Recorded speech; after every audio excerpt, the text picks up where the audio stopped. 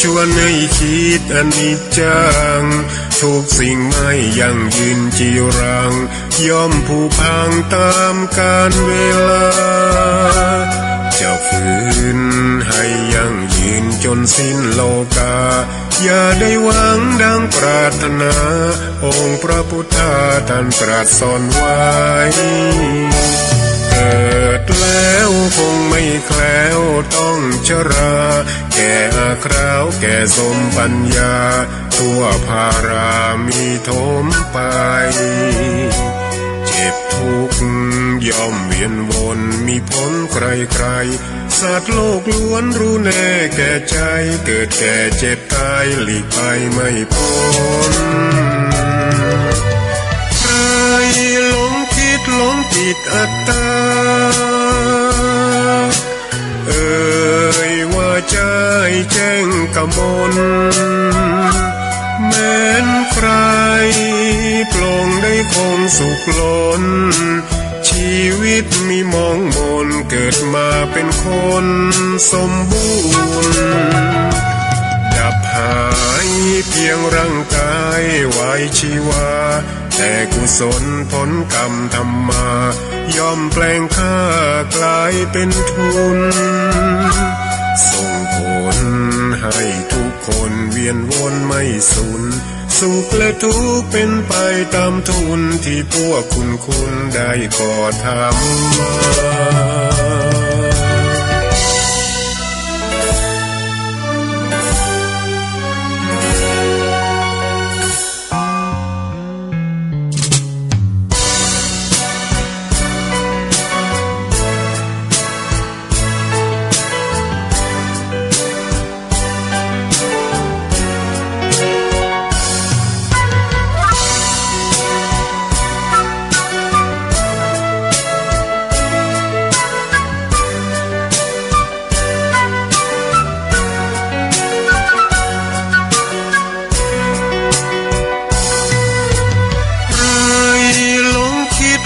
ติดอัตตา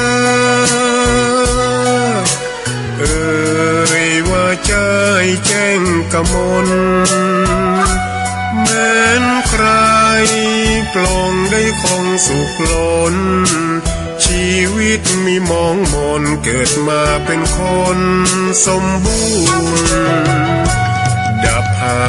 ยเพียงร่างกายไว้ชีวาแต่กุศลผลกรรมทำมาย่อมแปลงค่ากลายเป็นทุนส่งผลให้ทุกคนเวียนวนไม่สูญ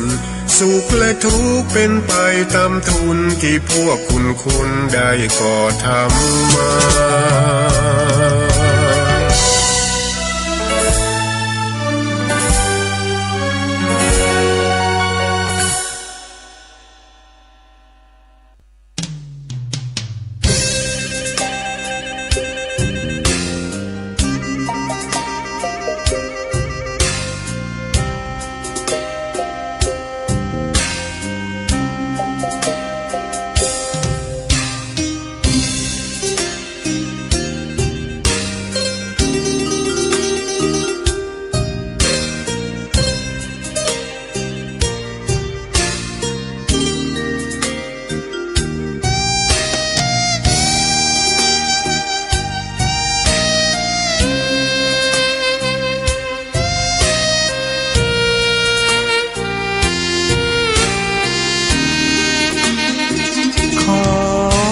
ตำนาน1,300 กว่าปีแม่จามเทวีสร้างพระเจดีย์ที่วัดดอยน้อยพร้อมเจดีย์โค้งอีกองค์เคียงคู่อยู่ดอยสลับก้อนหินใหญ่น้อยร้อยเรียงน่าอัศจรรย์พระธาตุสีทองแงนมองฝูงพึ่งทำรังช่างมีมนต์ขลังพลังศักดิ์สิทธิ์บนนั้นกล่าวคำไหว้สากราบสักการะคนลุกคนชัน สัมผัสถึงสายสัมพันธ์คงเป็นลูกหลานเคยร่วมสร้างบุญวัดดอยน้อยอยู่กลางยอดดอยโรยต่ออำเภอดอยเหล่าเขตติดต่อป่าสางลำพูนเดินทางปลอดภัยจากเชียงใหม่หรือสายลำพูน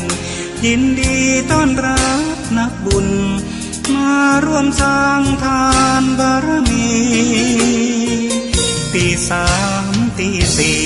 เปิดสถานีฟังตุลุงยองนักเทศเสียงทองชื่อเสียงดังก้องทั่วฟ้าธานีตัวจริงเสียงจริงวัดดอยน้อยแม่จามเทวีต้อนรับญาติโยมที่มีจิตศรัทธา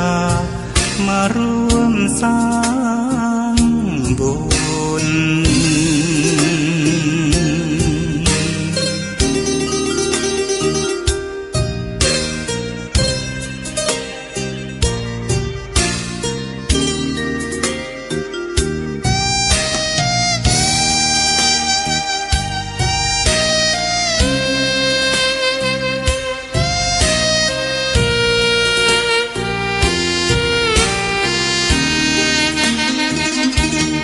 วัดดอยน้อยอยู่กลางยอดดอยโรยต่ออำเภอดอยเหล่าเขตติดต่อป่าสางลำพูนเดินทางปลอดภัยจากเชียงใหม่หรือสายลำพูนยินดีต้อนรับนักบุญมาร่วมสร้างทานบารมีตีสามตีสี่เปิดสถานีฟังตุลุงยองนักเทศเสียงทองชื่อเสียงดังก้องทั่วฟ้าธานีตัวจริงเสียงจริงวัดดอยน้อยแม่จามเทวีต้อนรับญาติโยมที่มีจิตศรัทธามาร่วมสร้างบุญ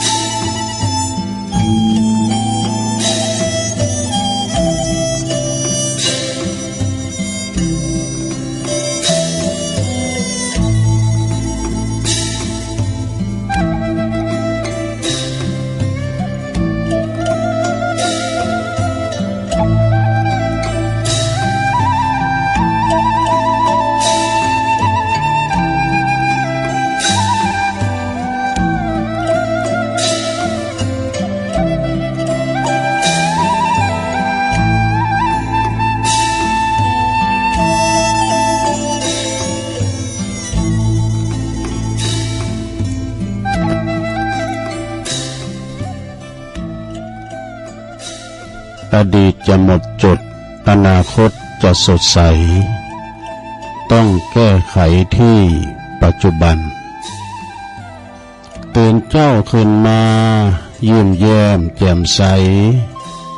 ทุกโศกโลกภัยหายไปหมดสิ้นก็ขอความนอบน้อมแด่พระรัตนตรัยอันมีพระพุทธพระธรรมพระสงฆ์เป็นสรณะที่พึ่งขอกราบแนบไต่ไวสาถวายความเคารพมายังครูบาอาจารย์พระมหาเถรานุเถระท่านเจ้าคณะพระสังฆาธิการพระภิกษุสามเณรเจ้าจุโตนจุองค์กุวัดวาอารามพร้อมตึงสำนักติภักสงฆ์ตัวเจ ริญปอนมายังบรรดาปอออกแม่ออก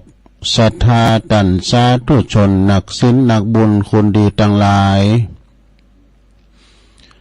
บ่ว่าจะเป็นปอหลงแม่หลงปอลุงแม่ป่าตั้งปีป่าหน้าเอาอาศรัทธาตีนจองห้องวัดเท่าแก่หนุ่มกำใจยิงต่างหลายที่ได้เปิดเครื่องฮับเปิดวิทยุฟังกันอยู่ตั้งหอตั้งเฮินตั้งบ้านตั้งจองกันในเวลานี้เนาะเวลานี้ก็เป็นเวลาดีตีสามปลายมาสักน้อยก็มาหมุนคืนมาฟังรายการนี้เปิ้นตั้งชื่อว่ารายการสัพเพเหระปกิณกะขอนลุงไก่แจ้งรายการเสียงธรรมแสงทองซึ่งก็รับผิดชอบบริหารเวลาดำเนินรายการโดยต้นตัวแห่งอาตมาภาพเก่ากระผมตุลุงนันชัยวัดนาคเสโนแห่งวัดพระธาตุดอยน้อยตำบลดอยหล่ออำเภอดอยหล่อจังหวัดเชียงใหม่มาปบมาปักกันในยามค่ำคืนก่อนแจ้งก่อนคืนเนาะดึกดื่นก่อนคืนซึ่งก็ได้น้อมนำเอามรดกธรรมของหรือว่าเป็นธรรมบรรยายหรือว่าชาดกมาในนิทานในธรรมต่างๆเอามานั่งอู่นั่งจ้าเราสู่ตันทั้งหลายฟังกันในยามค่ำยามเจ้ามาเป็นกูเป็นกีมกันเนาะนะตั้งแต่เวลานี้เป็นต้นไปจนถึงเวลา5 โมงเมื่อเจ้าบืดเนาะก่อนที่จะไปตั้งสถานีวิทยุคืนบุญต่างๆที่เป็นหับลิงสัญญาณรายการนี้ออกไปก็ตัวลุงก็จะนำไหวพระไปเป็นเบื้องต้นกันเน้อเพื่อความเป็นสิริเป็นมังกละเป็นมงคลกับตนกับตัวครอบครัวลูกหลานอยู่ดีมีสุขกันเน้อพร้อมแล้วก็กราบ1กราบ2กราบ3อิเมนาสกาเลนะพุทธังอภิปูชยามะอิมินาสกาเลนะธัมมังอภิปูชยามะอิมินาสกาเลนะสังฆังอภิปูชยามะอะระหังสัมมาสัมพุทโธภควาพุทธังภควันตังอภิวาเทมิสวากขาโตภควตาธัมโมธัมมังนะมัสสามิสุปฏิปันโนภควโตสาวกสังโฆ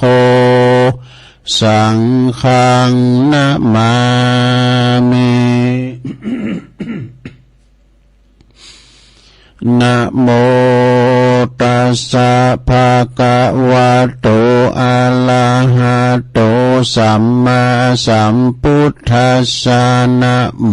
ตัสสะภะคะวะโตอะระหะโตสัมมาสัมพุทธัสสะ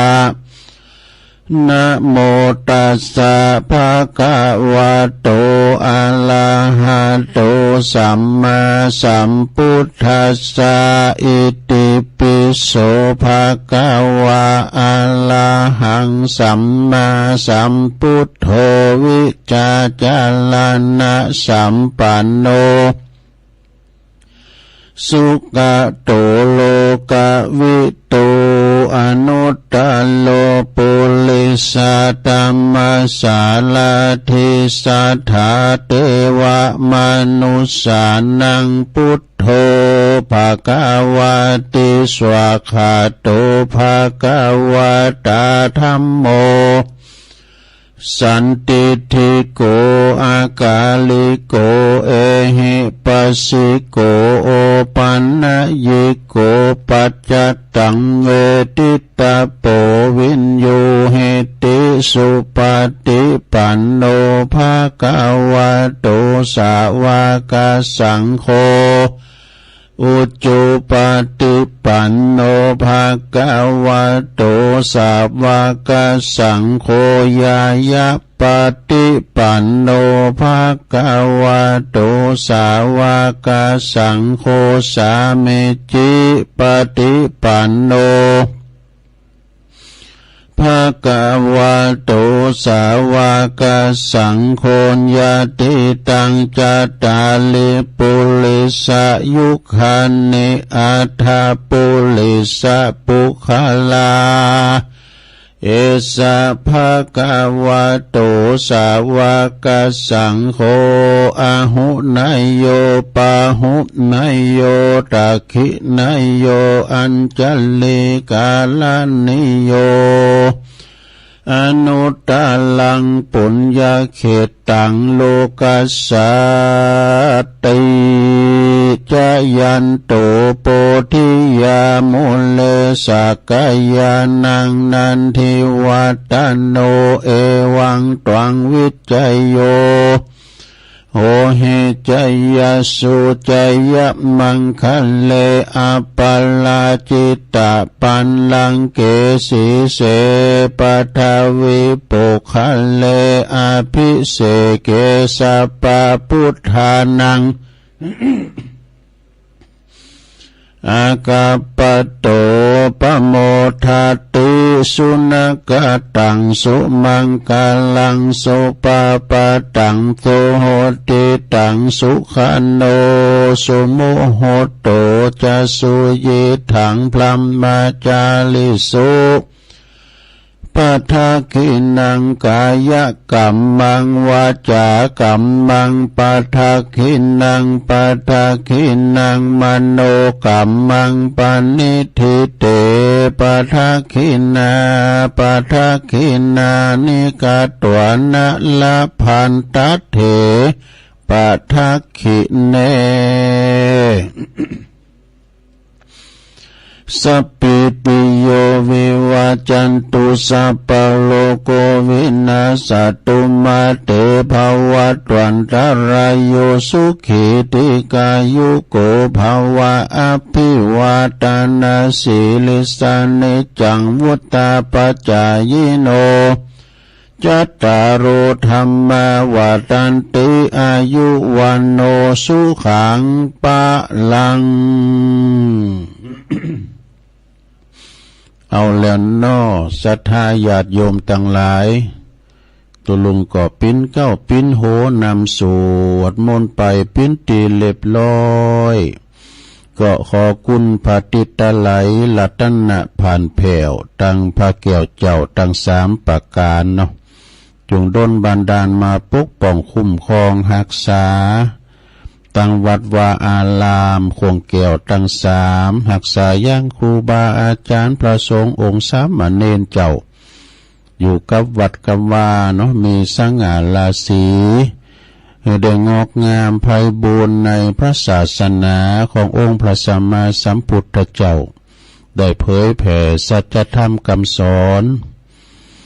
แล้วก็ได้มาเป็นเนิ่นนาบุญศรัทธาได้มาสักการะบูชากราบไหวเนาะพอออกไม่ออกก็ขอให้อยู่ดีมีสุขมีสุขภาพพรรณนามัยสมบูรณ์แข็งแรงเนอะหน้าแดงแสงเฮอกินข้าวลำกินน้ำลุงได้อยู่กัมจูปูจาวรพุทธศาสนาไปเฮิงเมื่อนนานเสียงจิรติยาการยาวนานเนาะขอให้เป็นลมโพลมใสของลูกของหลาน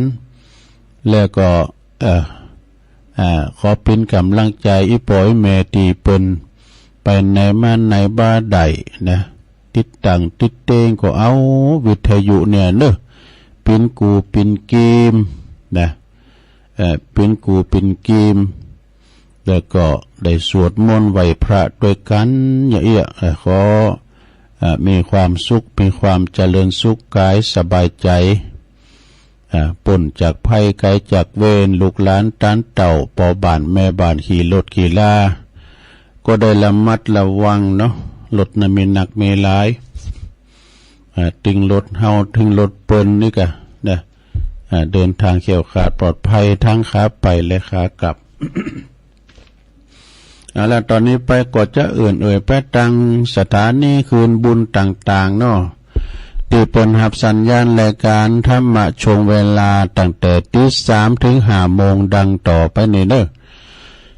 ขอขอบคุณสถานีวิทยุคลื่นพระพุทธศาสนาการศึกษาและวัฒนธรรมของวัดไฟหินเด้อตำบลสุเตปอำเภอเมืองเชียงใหม่ FM 104.50 เมกะเฮิรตซ์เด้อโดยเมตตาบารมีธรรมอาจารย์พระครูสมุวิสุวัฒน์วรกิจโจก็ได้รับลิงก์สัญญาณไปเป็นที่เรียบร้อยขอบคุณสถานีวิทยุคณะสงฆ์อำเภอฝางตั้งอยู่ที่วัดพระพุทธบาทอุดมน้ำบ่อสาวาสำนักวิปัสสนา FM 100.25 เมกะเฮิรตซ์โดยเมตตาบารมีธรรมหลวงพ่อท่านพระครูสุจิตานุรักษ์ด็อกเตอร์เจ้าคณะอำเภอฝางเน้อหลวงพ่อใหญ่ขอบคุณตุปีจำเริญโชติธรรมโมตุปีสุเทพโดยนะเจ้าหน้าที่ที่เปิดก็กล้องสัญญาณไปขอบคุณสถานีวิทยุแดนดินถิ่นล้านนา ตั้งอยู่ที่บ้านโฮงงอตำบลนำบ่อหลวงอำเภอสันป่าตอง FM 103.50 เมกะเฮิรตซ์โดยคุณรุจิสมบัติเงาคำเน้อคืนนี้ก็ดังไปไกลอยู่ขอบคุณสถานีวิทยุคลื่นธรรมะของชุมชนวัดห้วยตองซักตำบลคงเปาอำเภอจอมทอง FM 98.75 เมกะเฮิรตซ์โดยเมตตาบารมีธรรมอาจารย์พระครูวาปีวรมานิตและนี่ก็ลิงก์สัญญาณไปมนเสียงธรรมจากอำเภอแม่แจ่มจังหวัดเชียงใหม่วัดบุพาราม FM 106.50 เมกะเฮิรตซ์เด้อโดยหลวงพ่อใหญ่เฮาเนาะหลวงพ่อพระครูมงคลวิสิทธิ์หลวงพ่อเจ้าคณะอำเภอแม่แจ่มขอบคุณท่านพระปลัดอุทัยถึง2อุทัยโดยเนอเน็กเนลเรดิโอ FM 96.75 ตั้งอยู่ที่บ้านจงตำบลทุ่งขวาวห้างหุ้นส่วนจำกัดอนุสรณ์เรดิโออำเภอเมืองจังหวัดลำปางเด้อขอบคุณสถานีวิทยุ อำเภอเมืองปานเนี่ยเด้อเจ้าน่ะชุมชนคนเหนือเขื่อนตั้งอยู่ที่บ้านดงดำอำเภอฮอดจังหวัดเชียงใหม่ FM 90.75 เมกะเฮิรตซ์เนอสถานีวิทยุเพื่อการศึกษาและพัฒนาอาชีพอาร์เรดิโอเน็ตเวิร์ก FM 103.00 เมกะเฮิรตซ์อำเภอเมืองจังหวัดลำปางขอบคุณสถานีวิทยุอาร์เรดิโอเน็ตเวิร์ก FM 99.50 เมกะเฮิรตซ์วิทยาลัยเทคโนโลยีเพื่อการจัดการกฟผ.แม่เมาะลำปางและขอบคุณสถานีวิทยุวิทยาลัยสงฆ์นครลำปางวัดบุญญาวาสวิหาร FM 106.50 เมกะเฮิรตซ์สีคำเรดิโอตั้งอยู่บ้านนาเหลืองนอกอำเภอเวียงสาจังหวัดน่าน FM 92.50 เมกะเฮิรตซ์แล้วก็น่านฟ้าเรดิโอคุณลุงในลานปันดอนตอง FM 100.25 เมกะเฮิรตซ์นี่อันนี้เป็นรายการตือรายนามของสถานีวิทยุคืนบุญต่างๆที่เป็นรับลิงก์สัญญาณสู่ท่านผู้ฟังที่อยู่ทั้งบ้านทั้งจองทั้งหอทั้งเฮินเนาะ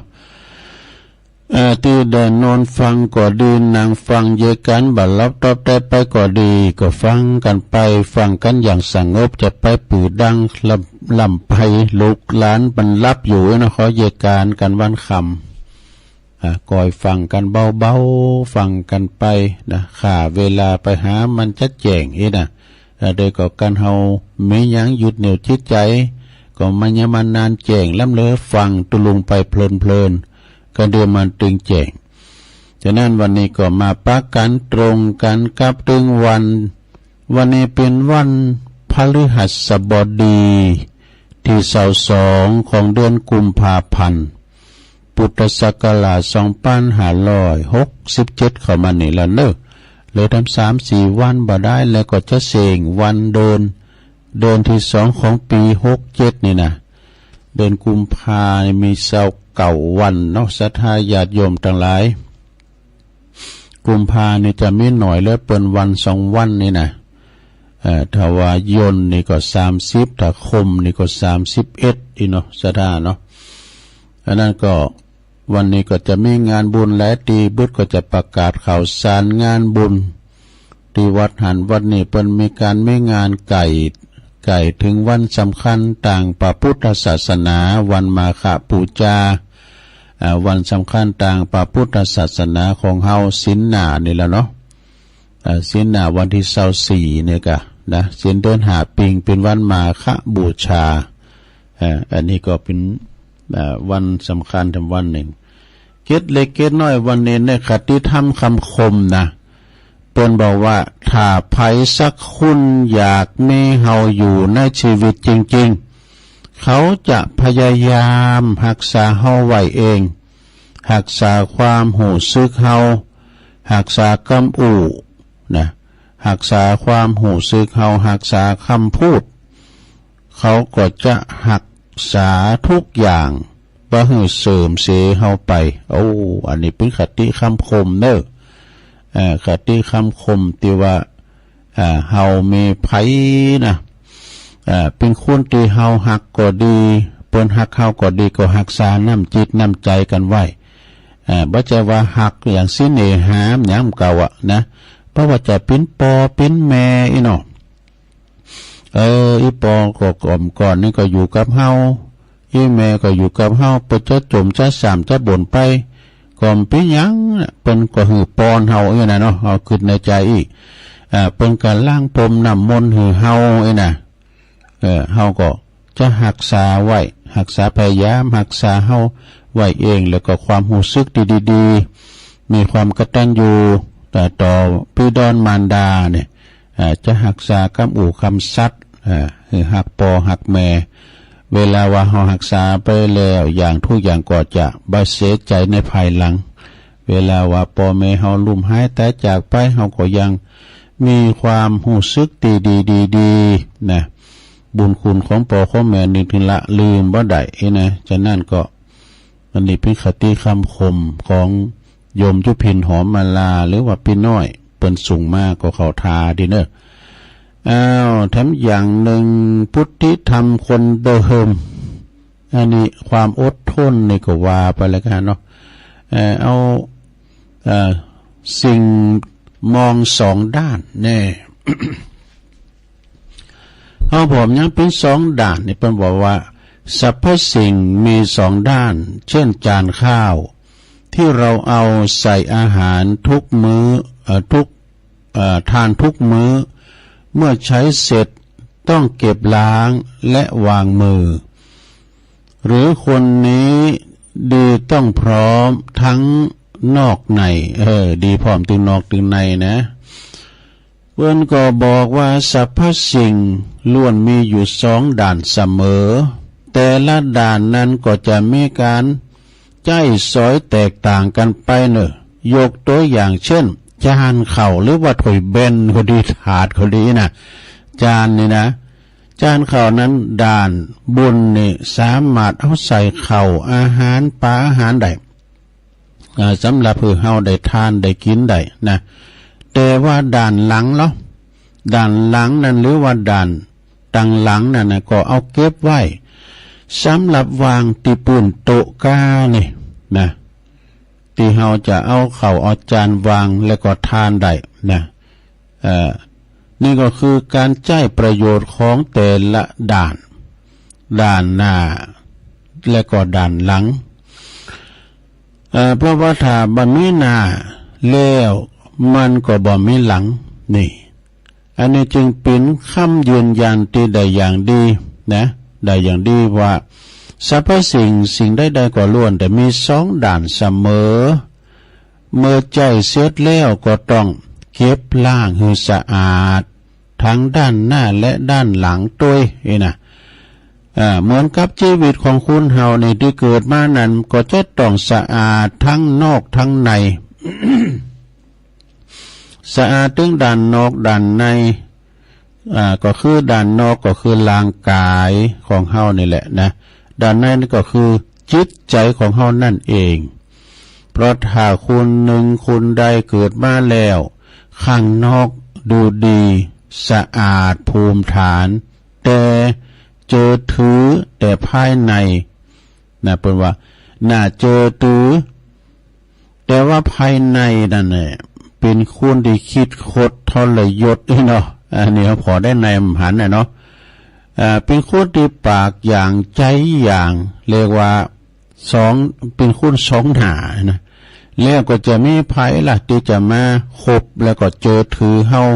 นะจะเจอถือเฮาโดยล่ะไอ้ดอกถึงแม่สังคมในปัจจุบันนี่นะคุณประเภทนี้ก็มีอยู่เยอะแยะตามก็ตามเถอะนะคุณส่วนใหญ่แล้วจะสวมหน้ากากเข้าหากันเปิดป้องกันโควิดบ้าใจปันกังบันดาบุญเลยสวมหน้ากากเข้าหากันเปิ้นว่าหน้าเน้อใจเสือว่าหั่นโด หน้าเน้อใจเสือดูภายนอกอาจจะดูดีนะมีความน่าเชื่อถือน่าไว้วางใจแต่ถ้าภายในนั้นละเฮามองบ่หันมองไม่เห็นนี่นะบ่มีไผบ่มีความจริงใจแต่ยังได้แล้วก็ตามสักวันหนึ่งความดีทั้งหลายมันก็จะต้องโผล่ออกมาหือหันอยู่ดีนะความบดีทั้งหลายมันก็จะโผล่ออกมาหือหันอยู่ดีเฮาก็บ่มีทางที่จะปกปิดในความดีและก็ความชั่วของเฮาได้นะเคยทำไว้แล้วได้ตลอดบ่ได้ทำแล้วไปดีไปตลอดหรอกนะเพราะว่าถึงแม้เฮาจะมีบุญบารมีอำนาจวาสนามากมายขนาดไหนก็ตามยังไงซะไอ้เด็กบอกว่ายังไงซะกรรมดีและกรรมบ่ดีที่เฮาได้เคยก่อไว้เฮาก็จะต้องชดใช้คืนนี่อยู่เพราะว่าอยู่ดีบ่มีทางหลีกพ้น จะต้องชดใช้อยู่ดีไม่มีทางหลีกพ้นมันจึงเป็นสาเหตุที่ว่าเราทำไมถึงจะต้องเป็นคนดีเพราะว่าเราทำไมถึงจะต้องเป็นคนที่ดีทั้งต่อหน้าและก็ลับหลังและดีทั้งภายในทั้งภายนอกคือได้เพราะสุดท้ายญาติโยมทั้งหลายสุดท้ายเรื่องผลของกรรมก็จะหมดมันก็จะต้องตกลงอยู่ที่เฮานั่นเองแน่จบลงไปซะแล้วเป็นมีคำกรให้หน่อยเนาะสรรพสิ่งมีสองด้านต่างคุณค่าการก็มีทั้งด้านหน้าและด้านหลังคุณประโยชน์ที่ใช้สอยไม่เหมือนกันชีวิตนั้นแตกต่างกันโดยสิ้นเชิงนี่มันชีวิตเฮาเหมือนกันนะความบังเอิญมันไม่มีอยู่บนโลกใช้ประโยชน์ให้คุ้มค่าเพื่อสร้างเสริมคนจะดีมีดีที่ใจไม่แต่งเติมไม่ขาดไม่เกินคือพอดีมีคุณจริง เป็นว่าสิ่งทั้งปวงลวงล่อใจให้ติดยึดให้ติดยึด ให้ติดยึดมันขีดปีนไหมเนี่ยตุลุงนะมันตุกภาษาไทยหน่อยเอาก่อนไปมันรู้เองอะสิ่งทั้งปวงลวงล่อใจให้ติดยึดรู้สึกนึกรู้สึกหนักก็ให้วางสลัดทิ้งจงวางใจใช้ชีวิตแบบติดดินสรรพสิ่งนั้นยังเป็นอนิจจังเอาให้ตีกันเนาะอ่านไปก็ดีก็เอาก่อนเปิดมาลุหมดโดยาวเหมือนกันเนาะขอบคุณเนี่ยพุทธิธรรมคนเดิมพุทธิธรรมคนเดิมเปิดสูงมาเนาะขอบคุณ เอาละตอนนี้ไปตัวลุงก็ได้เอาวันชาดกมาเล่าสู่จู้กันฟังสักกรรมเนาะโยมเนาะชาดกมาในธรรมจะเป็นจะได้ก็ลองฟังก่อนเด้อลองฟังชาดกขอศรัทธา วันนี้เน็ตบนเน็ตนะตัวลุงก็เกือบจะไม่ได้ออกมันก็นะเน็ตมันลุ่มเฮ้ยเน็ตลุ่มเอาอันสี่แข้งสี่ขามาใส่ก็ดีมาแล้วก็คือเสียงบับพดว่าโอ้เกือบจะไม่ได้จัดเหมือนกันเนอะวันนี้นะอาจารย์ประครูก็ว่าสิ่งที่แน่นอนก็คือไม่แน่นอนก็ยังดียังมีบุญได้จัดอยู่แล้วให้ได้อู่กันเอาอันนี้มาว่าก่อนเนาะเปิ้นบอกว่าเรื่องพระติสสะเถระเจ้าผู้อยู่ในป่าเนี่ยพระติสสะนี่พิมจะได้ลองฟังบ่ได้ลงนะพระติสสะเถระเจ้านี่เป็นหลานของพระสารีบุตรเนอะชอบอยู่แต่ในป่าเนอะอยู่ในป่าและมี3จือกันนะลงเนอะมี3จือก็คือมีเรื่องอดีตยืดยาวคือมีเรื่องอดีตมาว่าเมื่อชาติก่อนตันเกิดมาเป็นสหายของบิดาของปอของพระสารีบุตรดูชาติแล้วปังหลังเปิ่นเกิดมาเป็นสหายของบิดาของพระสารีบุตรแต่ต่อมาก็มาเป็นคุณอยากจนแถมแล้วนี่เป็นคุณตุกไหลเข็นใจอยู่มาวันหนึ่งก็ไปได้ถาดข้าวปลายาดกับผ้าขาวเนื้อยาพื้นหนึ่งในโลงสวดของพวกพราหมณ์นะเอามาถวายพระสารีบุตรเห็นอยู่มาบ่นานจ้านานเท่าไหร่ก็ตายไปวะนะตายไปแล้วไปเกิดในตระกูลอุปถาของพระสารีบุตรที่กรุงสาวัตถีนี่เกิดมาดำจาดหนึ่งแล้วพอเวลามารดาแผ่ท้องเนี่ยนะแผ่ท้องมารดาก็อยากจะเลี้ยงพระ500 องค์กันนะดูแล้วก็อยากจะลงผ่าเหลืองถือขันทองคำนั่งกินข้าวปลายาดวะตีเป็นเด่นของพระพวกญาติจึงได้จัดถือสมประสงค์นี่เวลาคลอดก็ได้มีการถวายข้าวปลายาดแก่พระอีก500 ตุน500 องค์แล้วก็พวกญาตินี่ทานลกหรือว่าละอ่อนน้อยนะไปนอนบุญผ่ากำพลราคา100,000ดูพอทานลกได้หันพระสารีบุตรนะโอ้เป็นมีบุญต่อกันเด้อพอละอ่อนน้อยนะไปหันสัตตาหันใส่พระสารีบุตรก็นึกจัดหลังใดหันนึกจัดเก่าปังแล้วได้จึงเอานิ้วมือนี่นะเกี่ยวเอาผ้ากำพลชูขึ้นถวายพระสารีบุตรแน่พวกญาติก็ขอให้พระสารีบุตรตั้งชื่อกันมั้งนะตานตึงจังตั้งชื่อให้ว่าติสสะเนี่ยติสสะพอเวลาติสสะกินอาหารเองใดก็มีการทำมงคลเลี้ยงพระอีกเวลาตั้งชื่อเวลาตั้งจือนะก็เลี้ยงพระแถมนะเวลาจ้องหูเวลาเลิมนุงผ้าเวลาไหวจุกหนึ่งก่อนเป็นไหวจุกที่บุญโหนะจุกพุ่มโหเนี่ยก็ได้ทำบุญเลี้ยงพระอีกคราวละ500เมื่ออายุได้7 ขวบเนอะละอ่อนคนนี้ก็ได้ออกบวชเป็นสามเณรเมื่อบวชเป็นสามเณรแล้วเจ้าขึ้นมาก็เข้าไปบิณฑบาตก็ได้ผ่ามาถึง500 ผืนเอาบนต้านผ่ามาบะเอากับอาหารบิณฑบาตทั้ง500สำหรับปดุเตอก็ได้ถวายพระจนหมดเนอะพระจึงตั้งชื่อคือทำไมชื่อหนึ่งว่าปิณฑปาทายกะติสสะนะปิณฑปาทาทายกะติสสะเนี่ยบิณฑบาตติสสะเอาเนาะแปลว่าติสสะผู้ถวายบิณฑบาตนี่อยู่มาถึงหน้าหนาวแล้วก็พระพักองค์เข้าไปบิณฑบาตนะในเมืองก็ได้ผ่ากำพลถวาย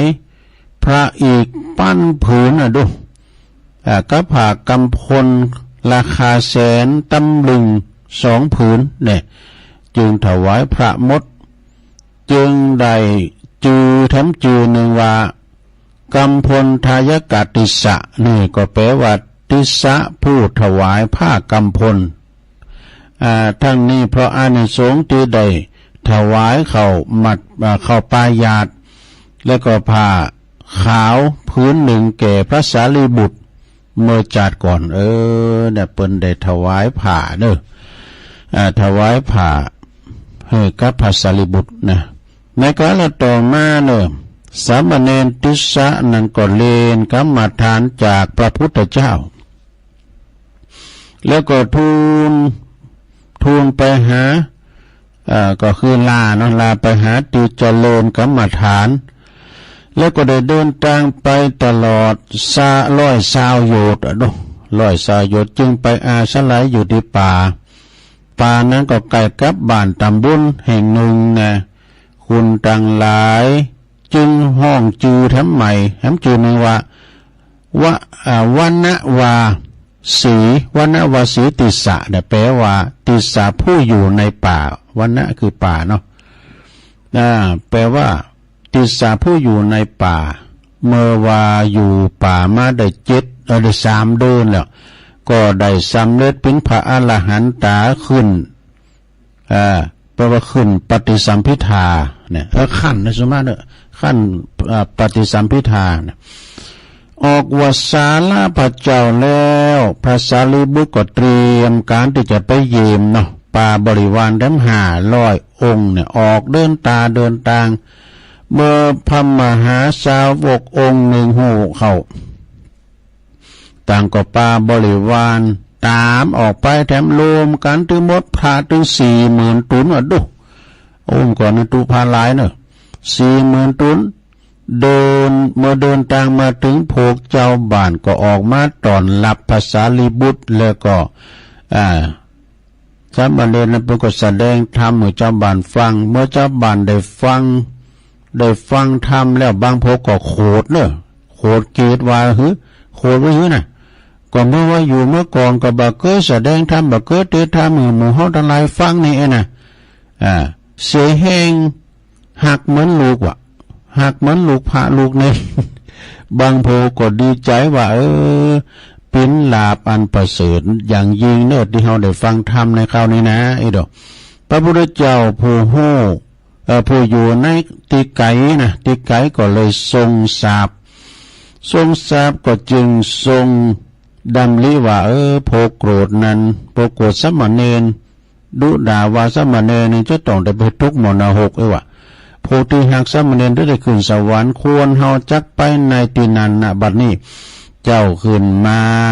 จึงพร้อมโดยภิกษุทั้งหลายเสด็จปฏิหารโดยอิทธิฤทธิ์ชั่วคณะจิตเนี่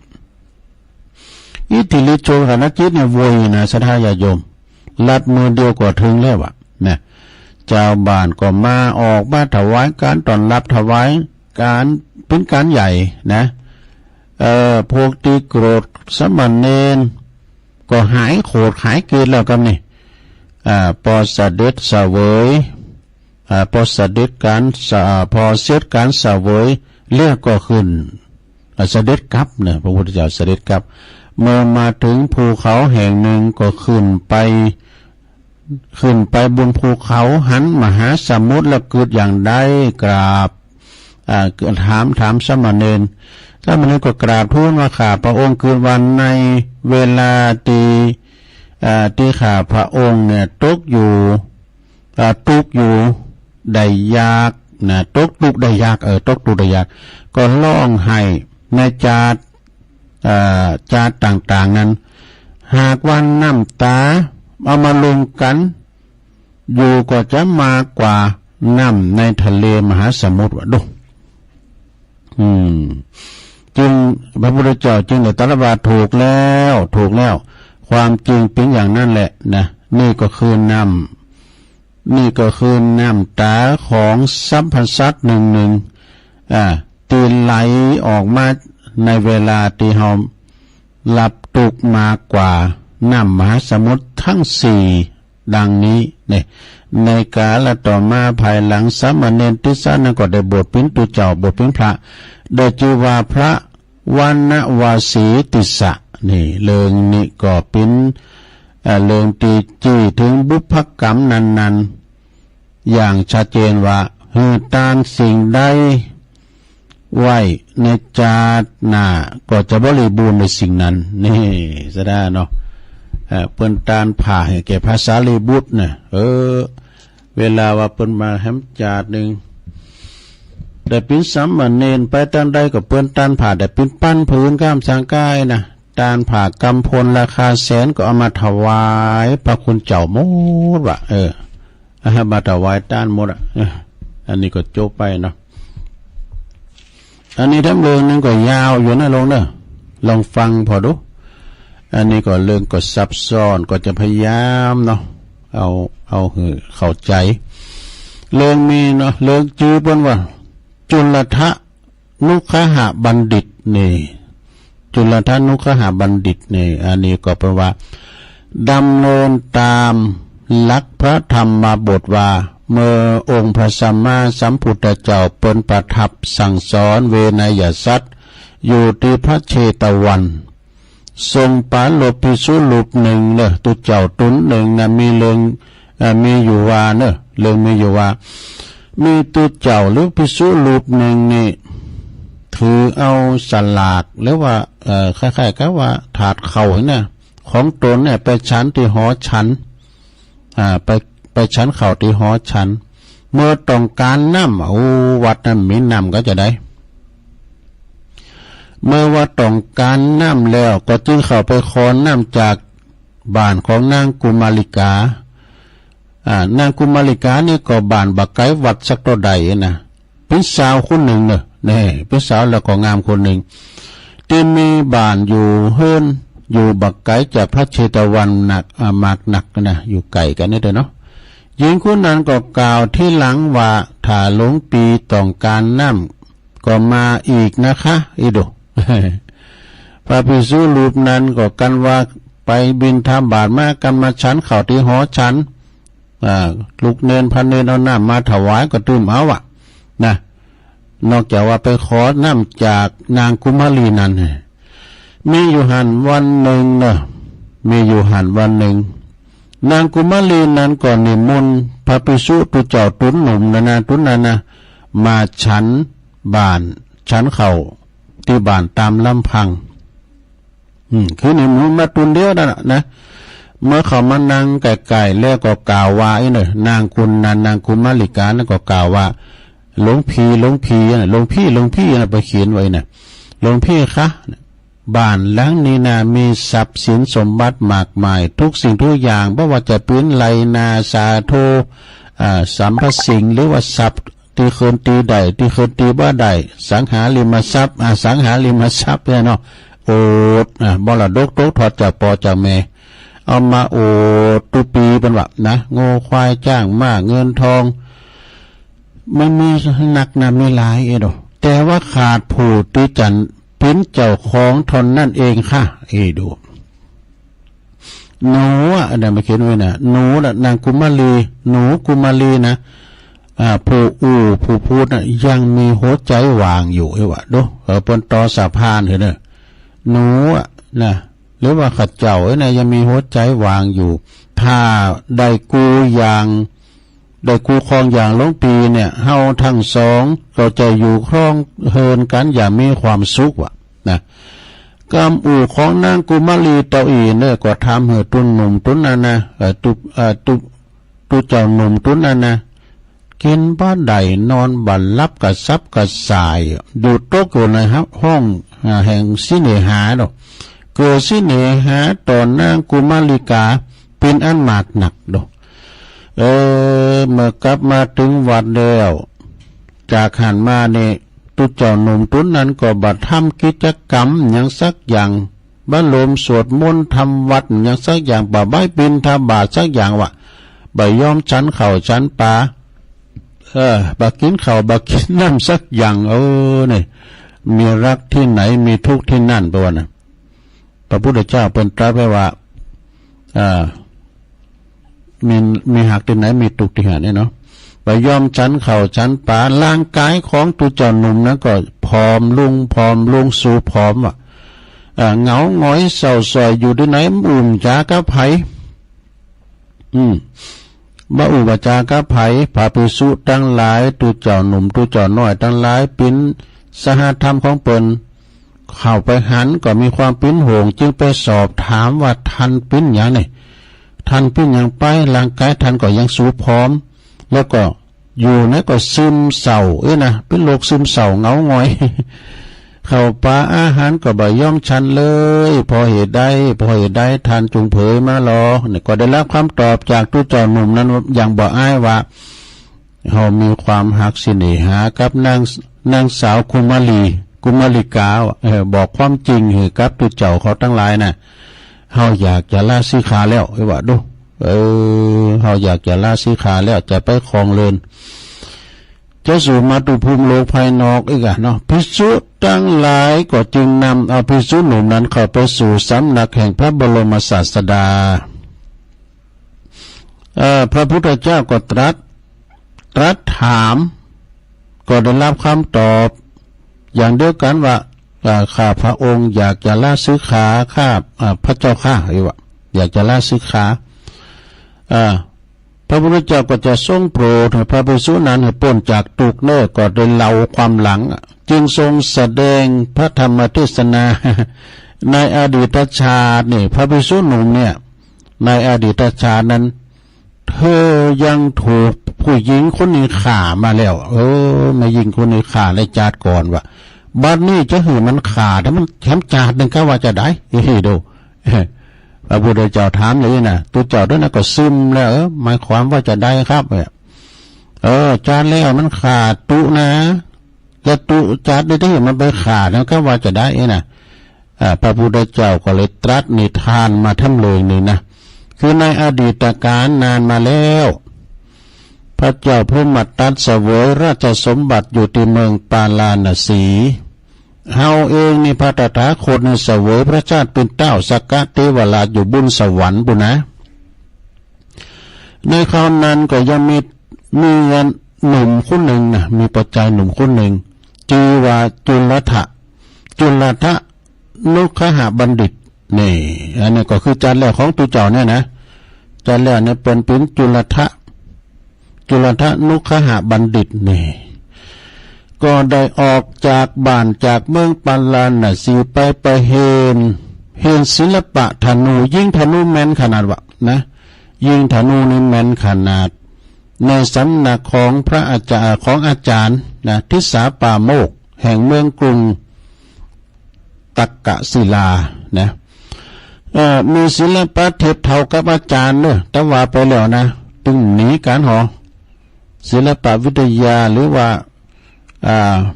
เทียบเท่ากับอาจารย์ก็เลยมอบลูกสาวให้เป็นภรรยามอบลูกสาวของอาจารย์เนี่ยนะเป็นภรรยาคือเอามาเป็นลูกเขยอย่างนี้ด้วยเนาะเพราะหันว่าหนุ่มคนนี้เป็นผู้ที่ฉลาดในการลำเลียนคงจะเลี้ยงลูกสาวของตนได้นะเมื่อว่าปอกับบอกว่ามีอุปสรรคอยู่พองเนอนะแต่ก็คงจะพ้นจากอุปสรรคนั้นได้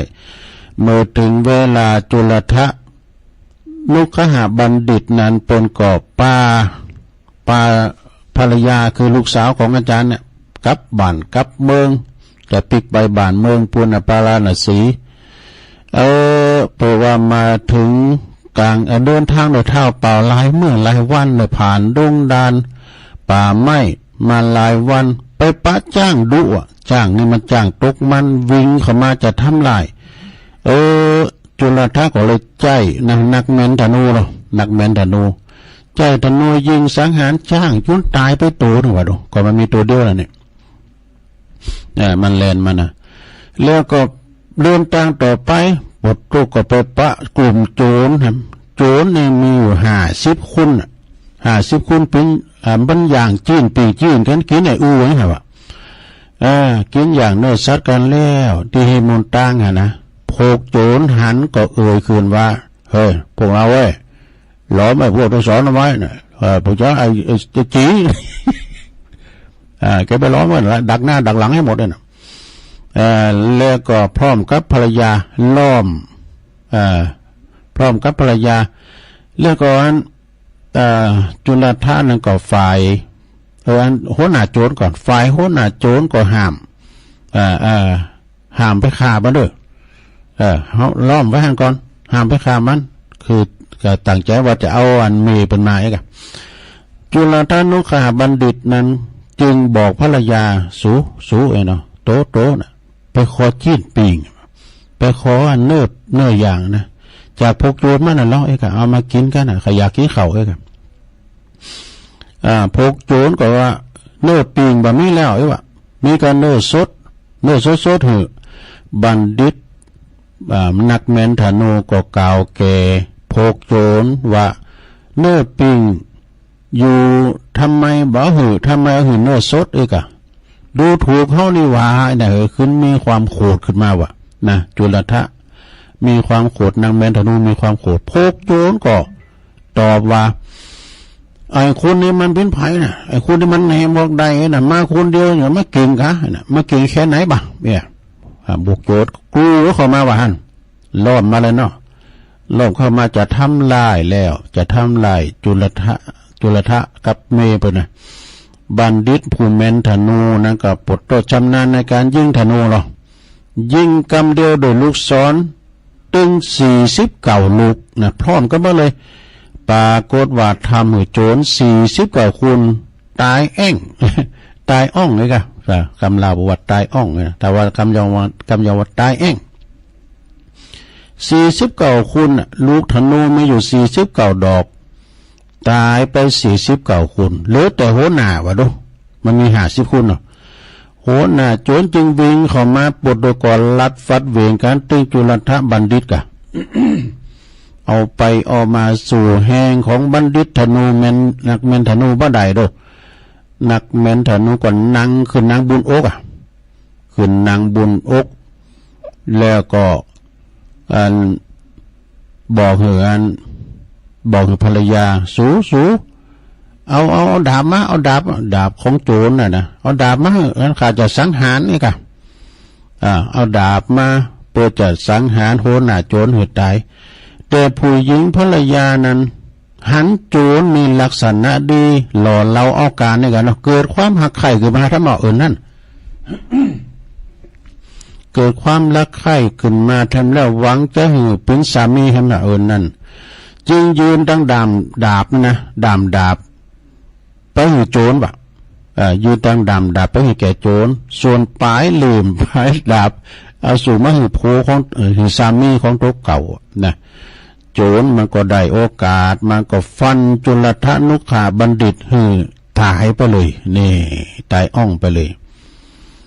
แล้วก็ปาเมยิงคนนั้นปาเมของจุลทะบัณฑิตนั้นเอาไปด้วยเอาจากป่านั้นจะไปเพื่อจะไปสู่สำนักแห่งตนนี่ที่อยู่แห่งตนเมื่อเดินเข้าไปถึงแม่น้ำแห่งหนึ่งเนี่ยก็กว้างสักต้นใดแล้วก็ลึกพองนี่นะมันก็เลยบอกคือแม่ยิงนั้นว่า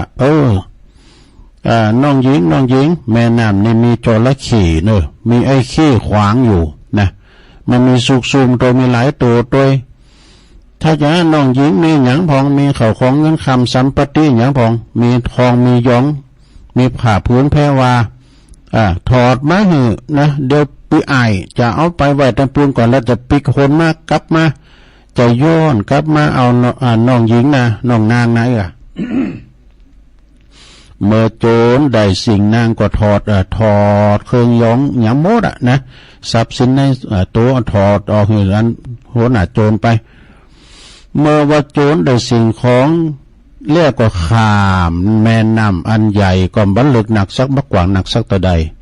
เมื่อไปถึงฝั่งโน้นก็ตะโกนมากับน้องหญิงซึ่งเป็นลูกสาวของอาจารย์แล้วก็ทรยศฆ่าสามีตัวเก่าเสียงกล่องจือห้องมาเนาะเจ้าเป็นคนบดีอีว่า นางนี่เป็นคนที่บ่ได้ใจให้ใส่ละกรรมขาพระปอพระแม่แต่สามีกาของตัวซึ่งเป็นผู้ที่มีจบศิลปศาสตร์เจ้าก็ยังขาบได้แม่กระทั่งโพยนะในเรือนลางกายวาจาเจ้าบ่มีอะไรยังแต่เป็นเคิงวัดว่าเจ้ามีความดีเลยนี่ฉะนั้นข้าเนี่ยจะเอาเจ้าไปเป็นแม่นบ่ได้หรอกไอ้โด ข้าถึงบอกเอาแต่เพราะวันหนึ่งข้างหน้าเนี่ยนะถ้าเจ้าหันคุ้นใหม่แล้วเจ้าก็จะมาฆ่าเหมือนเจ้าฆ่าโพของเจ้านั่นเองเนี่ยโจรอย่างข่านี่มันมีโจรมีสัจจะนะเว้ยนะสัจจะไม่มีในหมู่โจรข่านี้เป็นโจรยังดีกว่าสูน่ะข่าพระโพคนนี้นะว่าแล้วก็เดินหนีจากไปนะนางหญิงคนนั้นก็สุดจะว่าเววะสุดที่จะว่าเวสุดหนทางที่จะไปไหนมาไหนแผ่นดินอันแสนอันกว้างนะบ่มีตีอยู่ที่นังจึงเขาไปนังลบแดดอยู่ที่หุมตะไคร่น้ำว่ะนั่นหุมตะไคร่น้ำเต้านะก็ตะไคร่ขี้ไคร่คูเนาะ ก็มีอยู่ตัวที่ไม่อยู่ที่แม่น้ำนั่นเองนะโปรตีจะเห็นนางเนี่ยพูดมากด้วยกรรมคุณได้อย่างโหดโตดแห่งความมากเด้อเนี่ยนางได้หันแล้วก็โตดไอ้นะในขณะนั้นเนี่ยก็มีพระอินทร์เนี่ยจำแรงแปลงหลังลุงจากจันดาวดิงสาวติงสาลุงมาพร้อมกับมาตุลีเทพบุตรแล้วก็ปัญจสิกขะเทวบุตรเนี่ยเมื่อมาถึงนาทีฝั่งแม่น้ำที่นางผู้มากนางอยู่หันนะพระอินทร์เขาเป็นกฎแถลงกายเนาะจึงบัญชาให้มาตุลีเทพบุตรเนี่ยจำแรงเป็นป่าคือแสลงตัวเป็นป่าอยู่ไกลแม่น้ำนั้นแล้วก็ให้ปัญจสิกขะจำแรงแสลงเป็นนั้นเป็นกาดำคอยกินป่าอยู่หันบ่ส่วนพระอินทร์ก็จำแรงแปลงหลังเป็นสุนัขะนี่ ยาวเหมือนกันนะลูกทำหน่อยเดี๋ยวอดเอาพระอินทร์ก็แสลงกายเป็นสุนัขะคือหมาน่ะนะประกาศมาก่อนเนื่อนั้นมาแต่ไกลนะแล้วหันป่าตัวใหญ่ก็กระโดดขึ้นฝั่งนะจึงวางก่อนเนื่อนั้นลุงนำหวังจะตะขุบเอาป่าทันใดนั่นอีกาจำแรงก็กราบเอาป่านั่นไปว่ะข้าพระป่านั่นนิทานลงนี่พระพุทธเจ้าได้ตรัสไว้ในธรรมบทเป็นคติสอนใจแก่พุทธศาสนิกชนทั่วไปพระองค์สรุปว่าเต้าสักกะติวลาที่จำแรงเป็นสุนัขนั่นก็คือเราตถาคตนั่นเองในกาลบัดนี้เนาะจุลทะนุขหบัณฑิตนั้นก็คือเป็นตัวเจ้าหนุ่มที่เคยซิกบ่เดียวนี่เหรอไอ้นะจะซิกเพราะเห็นมันขาดแล้วก็ว่านะนางผู้โลโสมหรือว่านางผู้โลภมากในกามคุณนั้นก็ได้แก่นางกุมาริกาในการละบัดนี้เองนะจบสดาญาโยมเนี่ยตัวเจ้าเคยซิกนะจะไปสั่งโลกเองกันเนาะถ้าว่าเปิ้นออกไปและสั่งโลกเหมือนกันคือว่าเปิ้นก็ได้เป็นนั่นตัวกรรมตัวเวรเป็นครูบุญครูบารมีกันก็ไม่ไปก็กลับได้ดีไปดีเนาะแต่ว่าอันนี้มันก็ขากันมาก็จบลงไป โอ้ตัวลุงก็จะขอผักสักกรรมก่อนเนาะเสียดายเดี๋ยวตัวลุงจะมาว่าใหม่เพราะว่าตัวลุงจะจิบน้ำกำเดียวจะได้ว่าทำหุ่นแม่แก้วโอดล้างสักกรรมเนาะ เพื่อนได้เสียแก่ชีวิตไปเจริญพรกันเด้อ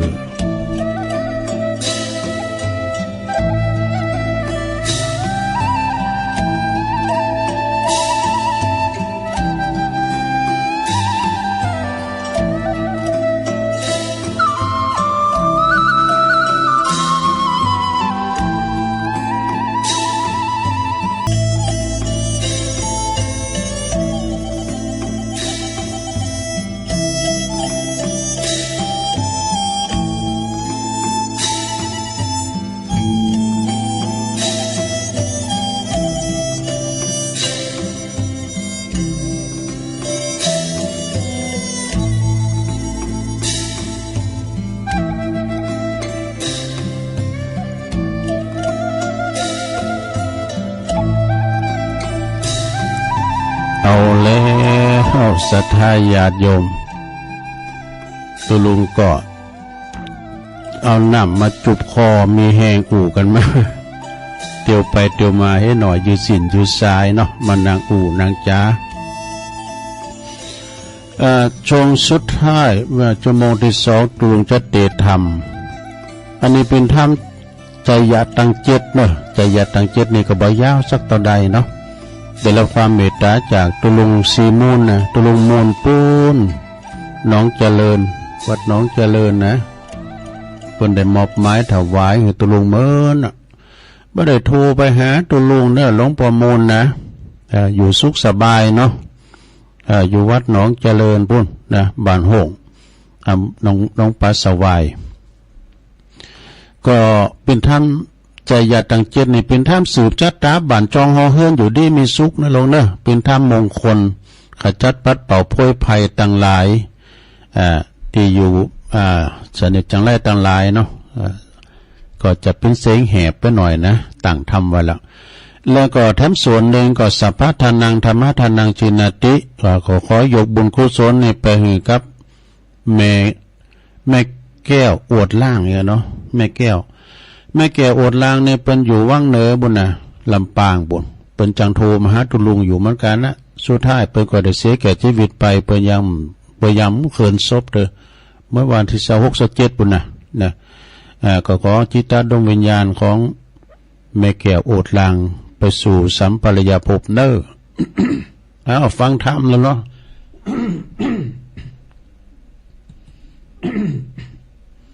ฟังธรรมใจยะตั้งจิตกันต่อไปเนอนะโมตัสสะภะคะวะโตอะระหะโตสัมมาสัมพุทธัสสะพุทโธสติมาโตธัมโมสติมาโตสังโฆสติมาโตพุทธานุสติธัมมานุสติสังฆานุสติสัพพทุกขาสัพพพยาสัพพโลกาสัพพอันตรายาวินาสันตุภาปัวพุทธวาจาบาลีธรรมบทนี้กันว่าปุกกะละผู้ใดได้จำเริญสั่งว่าสวดที่ยายก็ดีก็จักพ้นจากยังสัพพทุกโศกโลกภัยอนตาหลายต่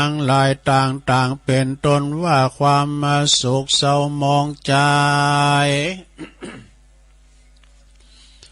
อยู่บ่อม่วนกินบ่อหวานเป็นเคาะเป็นไปก็จักลำงับกับหายไปเสียงโดยแต่จะอนุภาวะแห่งทิปโมนะอันนี้จะแลสัทธาสุเขนะละขันตุพุทธาสันติปัลลตุวังคาถาบทนี้กันว่าปุกกะละผู้ใดได้จำเริญและสวัสดิยายจุวันก็จักอยู่วุติจำเริญนะก็จักได้รับความเข้มขังรักษาของพระพุทธเจ้าจะแลเตียกายุโกตุยหังโหนตุสัพพะโรกาวินาสันตุกาธาบาลีธรรมนั้นพระพุทธเจ้าบทนี้กันว่าปุกกะละยิ่งใจผู้ใด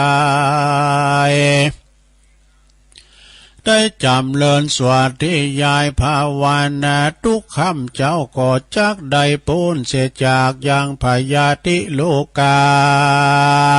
สัพพะอุปัฏฐวาทั้งหลายทั้งมวลก็จักลำงับกับหายไปเสียงแลเตอันตรายโยวินัยสันตุเตประกาศบทนี้กันว่าปุกกะละผู้ใดได้จำเริญสวัสดิยายก็จักหายยังเคาะเกณฑ์เวรภัยเวรโทษและอุนตราย ก็จักลำงับกับหายไปเสียงจะแลพุทโธสติมาโตสัพพะโจลังสัพพะอันตรายโยวินาสันตุเตกาประกาศาบทนี้กันว่าปุกละผู้ใด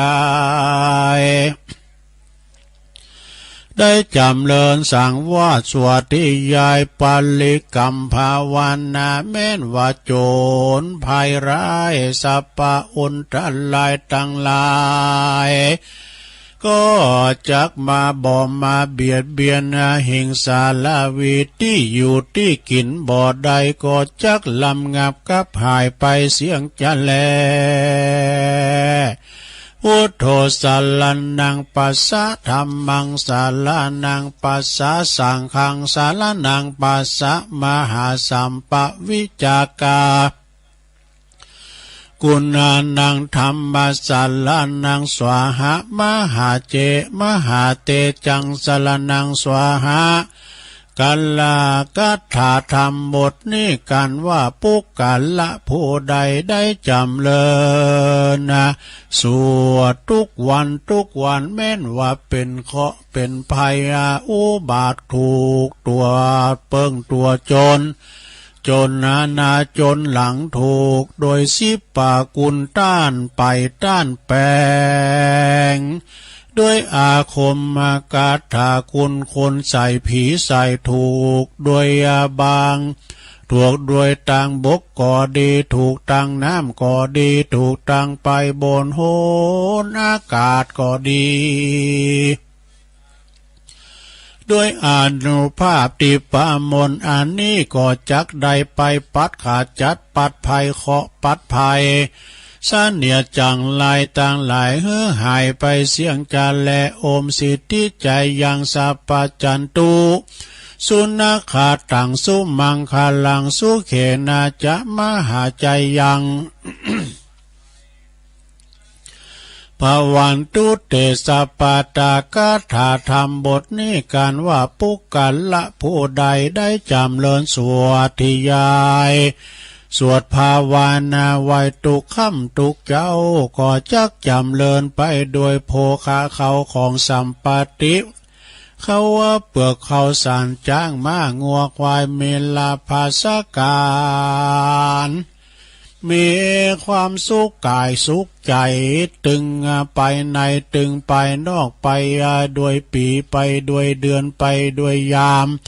หิมากาคืนตามอัฏฐภาวนาแห่งตนไปเสียงจิรการยาวนานนั่นแลใจยาสัพพสัตถุสวาหันตัลเลมาลับพังภากิยังยยัตวสัพพจันุโลใจยสิทธิกัมมังสัพพะสัมมัสสาหาทุกขปาตาจานิทุกขพยาปาตาจานิโสกากัปปาตาจานิโสกาโหนตุสัพเพปินิโนคาถาธรรมบทนี้กันว่าปุกกัลละยิงใจขาหัดเล็กก่อนนักบวชผู้ใดได้จำเริญทุกคำทุกเจ้าถึงวันก็จักได้มียศถาบรรดาศักดิ์มาเมียสาปาลิวันก็มากนักจะแลก็จักมีเขาของเงินคำอันมากนักบ่อยาจะแลนาสัพพะพุทธานุภาเวนะพุทธเตเจสัพพะธรรมานุภาเวนะธรรมาเตเจสังฆาสัพพะสังฆานุภาเวนะสัพสังฆาเตเจด้วยเตจะอนุภาพแห่งกุลปาติตาไลลาตานาแห่งพระแก้วเจ้าทั้งสามประการปุกกัลละผู้ใดอย่างเชื่อเลื่อมใสเขาลบขบยำกราบไหวนบน้อมสักการะปูจาทุกค่ำทุกเจ้าก็บ่ได้ขาดก็จักติดตามเข้มขังรักษาอย่างปุกกัลละผู้นั้นบ่ตกถอยจ้าแม่นว่าไปก้าไปขาย ลายล่องต้องไตเตียวเหนือก่อจักอุดมสมฝ่ายอ่างจุเยื่องจูประการจันแลบอดเต้าแต่นานะแม่นว่าผู้ใดแม่นว่าผู้อยู่บ่วุฒิจำเลินหิบ่มากะบ่คืนนะจัดตาอายุปีอายุเดือนอายุวันอายุยามจัดตาขาดจัดตาพุทธเลี้ยงงัวก็มาตายเลี้ยงควายก็บ่แพ้บ่กืนนะเมโลกมาเบียดเบียนบ่ขาดอยู่ก็บ่มีความสุขกันถูกตตกรรมปลูกบ่ฟักบ่แฟงบ่แต่งบ่เตาทำไร่ใส่นาก็บ่มีลูกบ่มีหน่วยบ่มีผลก็เหตุจัดตามันพุดมันขาดมักมีพยาธิมาเบียดเบียนทุกคำเจ้ามาลาวีอยู่บ่ขาดดังอ่านก็รีบปูจาเอาธรรมมีชื่อว่าใจยาตังเจตมาเตศมาเตสนาแล้วปูจาโดยอภาลตานาวัตถุอนานาต่างๆได้อาลาตานาเจ้าพีคู่ตนมีสินใสสะอาดมาเตศธรรมมาเตสนาธรรมมันมีชื่อว่าใจยาตังเจตก็เตี้ยงว่าจากปูนจากสัพพยาอันกังวลอนต้านหลายต่างหลายต่างมวลก็จักอยู่วุฒิจำเริญโดยปีด้วยอายุมันมีอายุมันยืนยาวต่อเต้ายาวจีวังบ่อยาจะแหละนาแม้นว่าปุกกะละปูใดได้เอาธรรมมาใจยะตังเจตนี้ไปเตสนาสังกะหะบานจองเกหะสถานบานจองห่อเฮือนก็เตี้ยงว่าจักเป็นสิริมังกาละแก่เจ้าห่อเจ้าเฮือนมิติขาอายุมันยืนยาวดังกล่าวมานี้และนานเนติตังขียาอันเก่ายังธรรมเตสนาอันมีชื่อว่าใจยาตังเจตก็บางโกมโสมเรสาเดชแล้วเต้านี้ก่อนแลสาธุสาธุสาธุเอาแล้วศรัทธาญาติโยมจบลงไปใจยะใจยะตังเจตเนาะเป็นธรรมมงคลสังฆะปะปึกบั่นจองหอเฮิรนสุจัตตาไปในโตขอบคุณตังหลวงตาโมนวัดหนองเจริญเน้อเปิดมอบไม้ถวายไว้นะเอาปอนนี่ก็นอกศรัทธาทั้งหลายอยู่ดีมีสุขอายุหมันควันยืนมีโจกมีใจเน้อหิมากล้าขึ้นอยู่ก็หือมีใจไปตันใดก็หือมีโจกมีลาผ่าแป้ข้าศึกศัตรูหมู่บ้านทั้งหลาย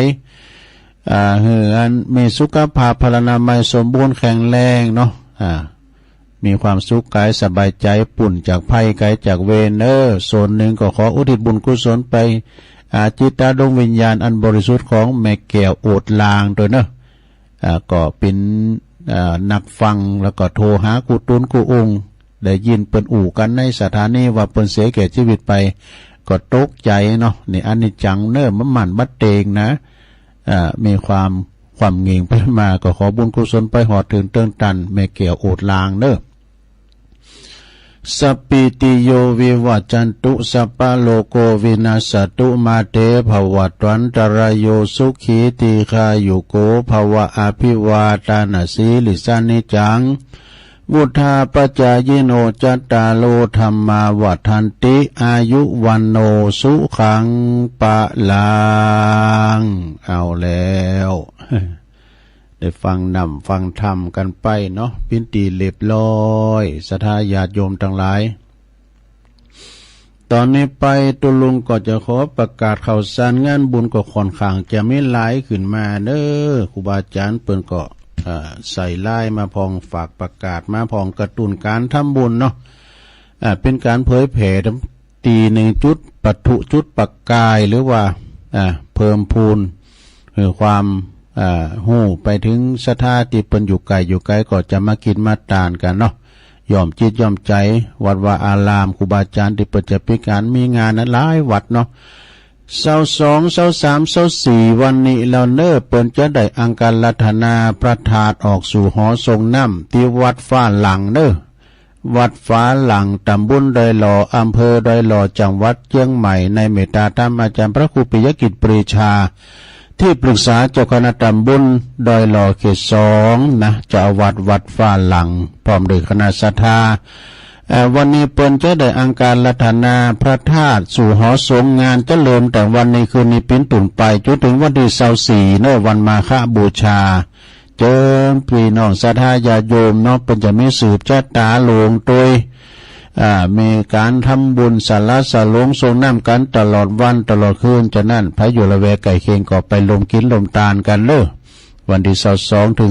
24นะก็มีมหรสพสมโภชพบกับผลงานการแสดงลิเกของคณะก้านยาวดาวร้าย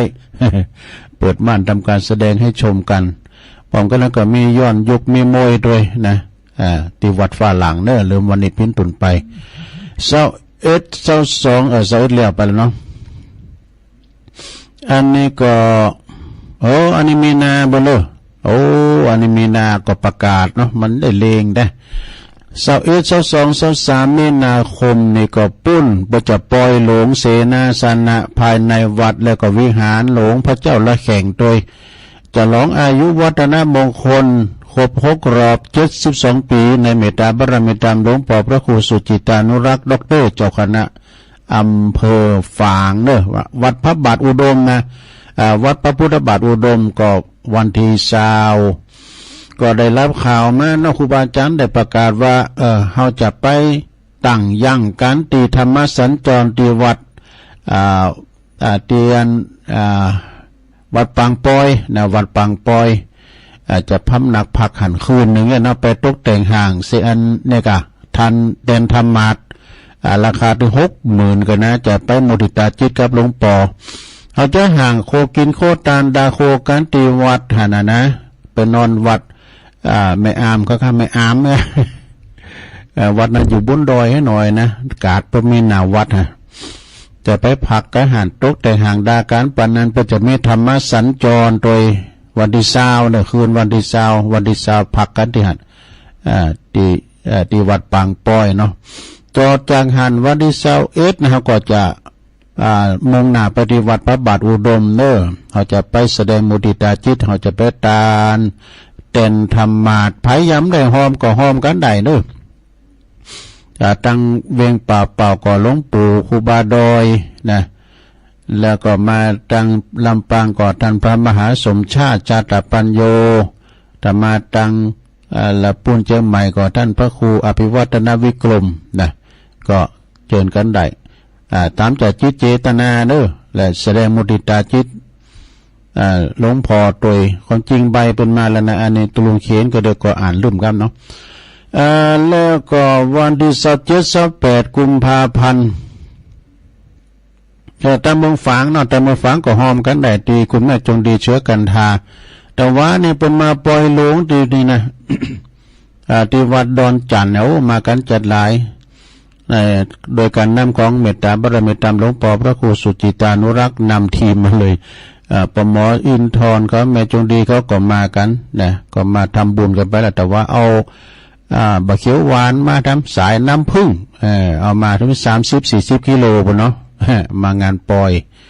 อนุโมทนาบุญโดยเนอะงานวันที่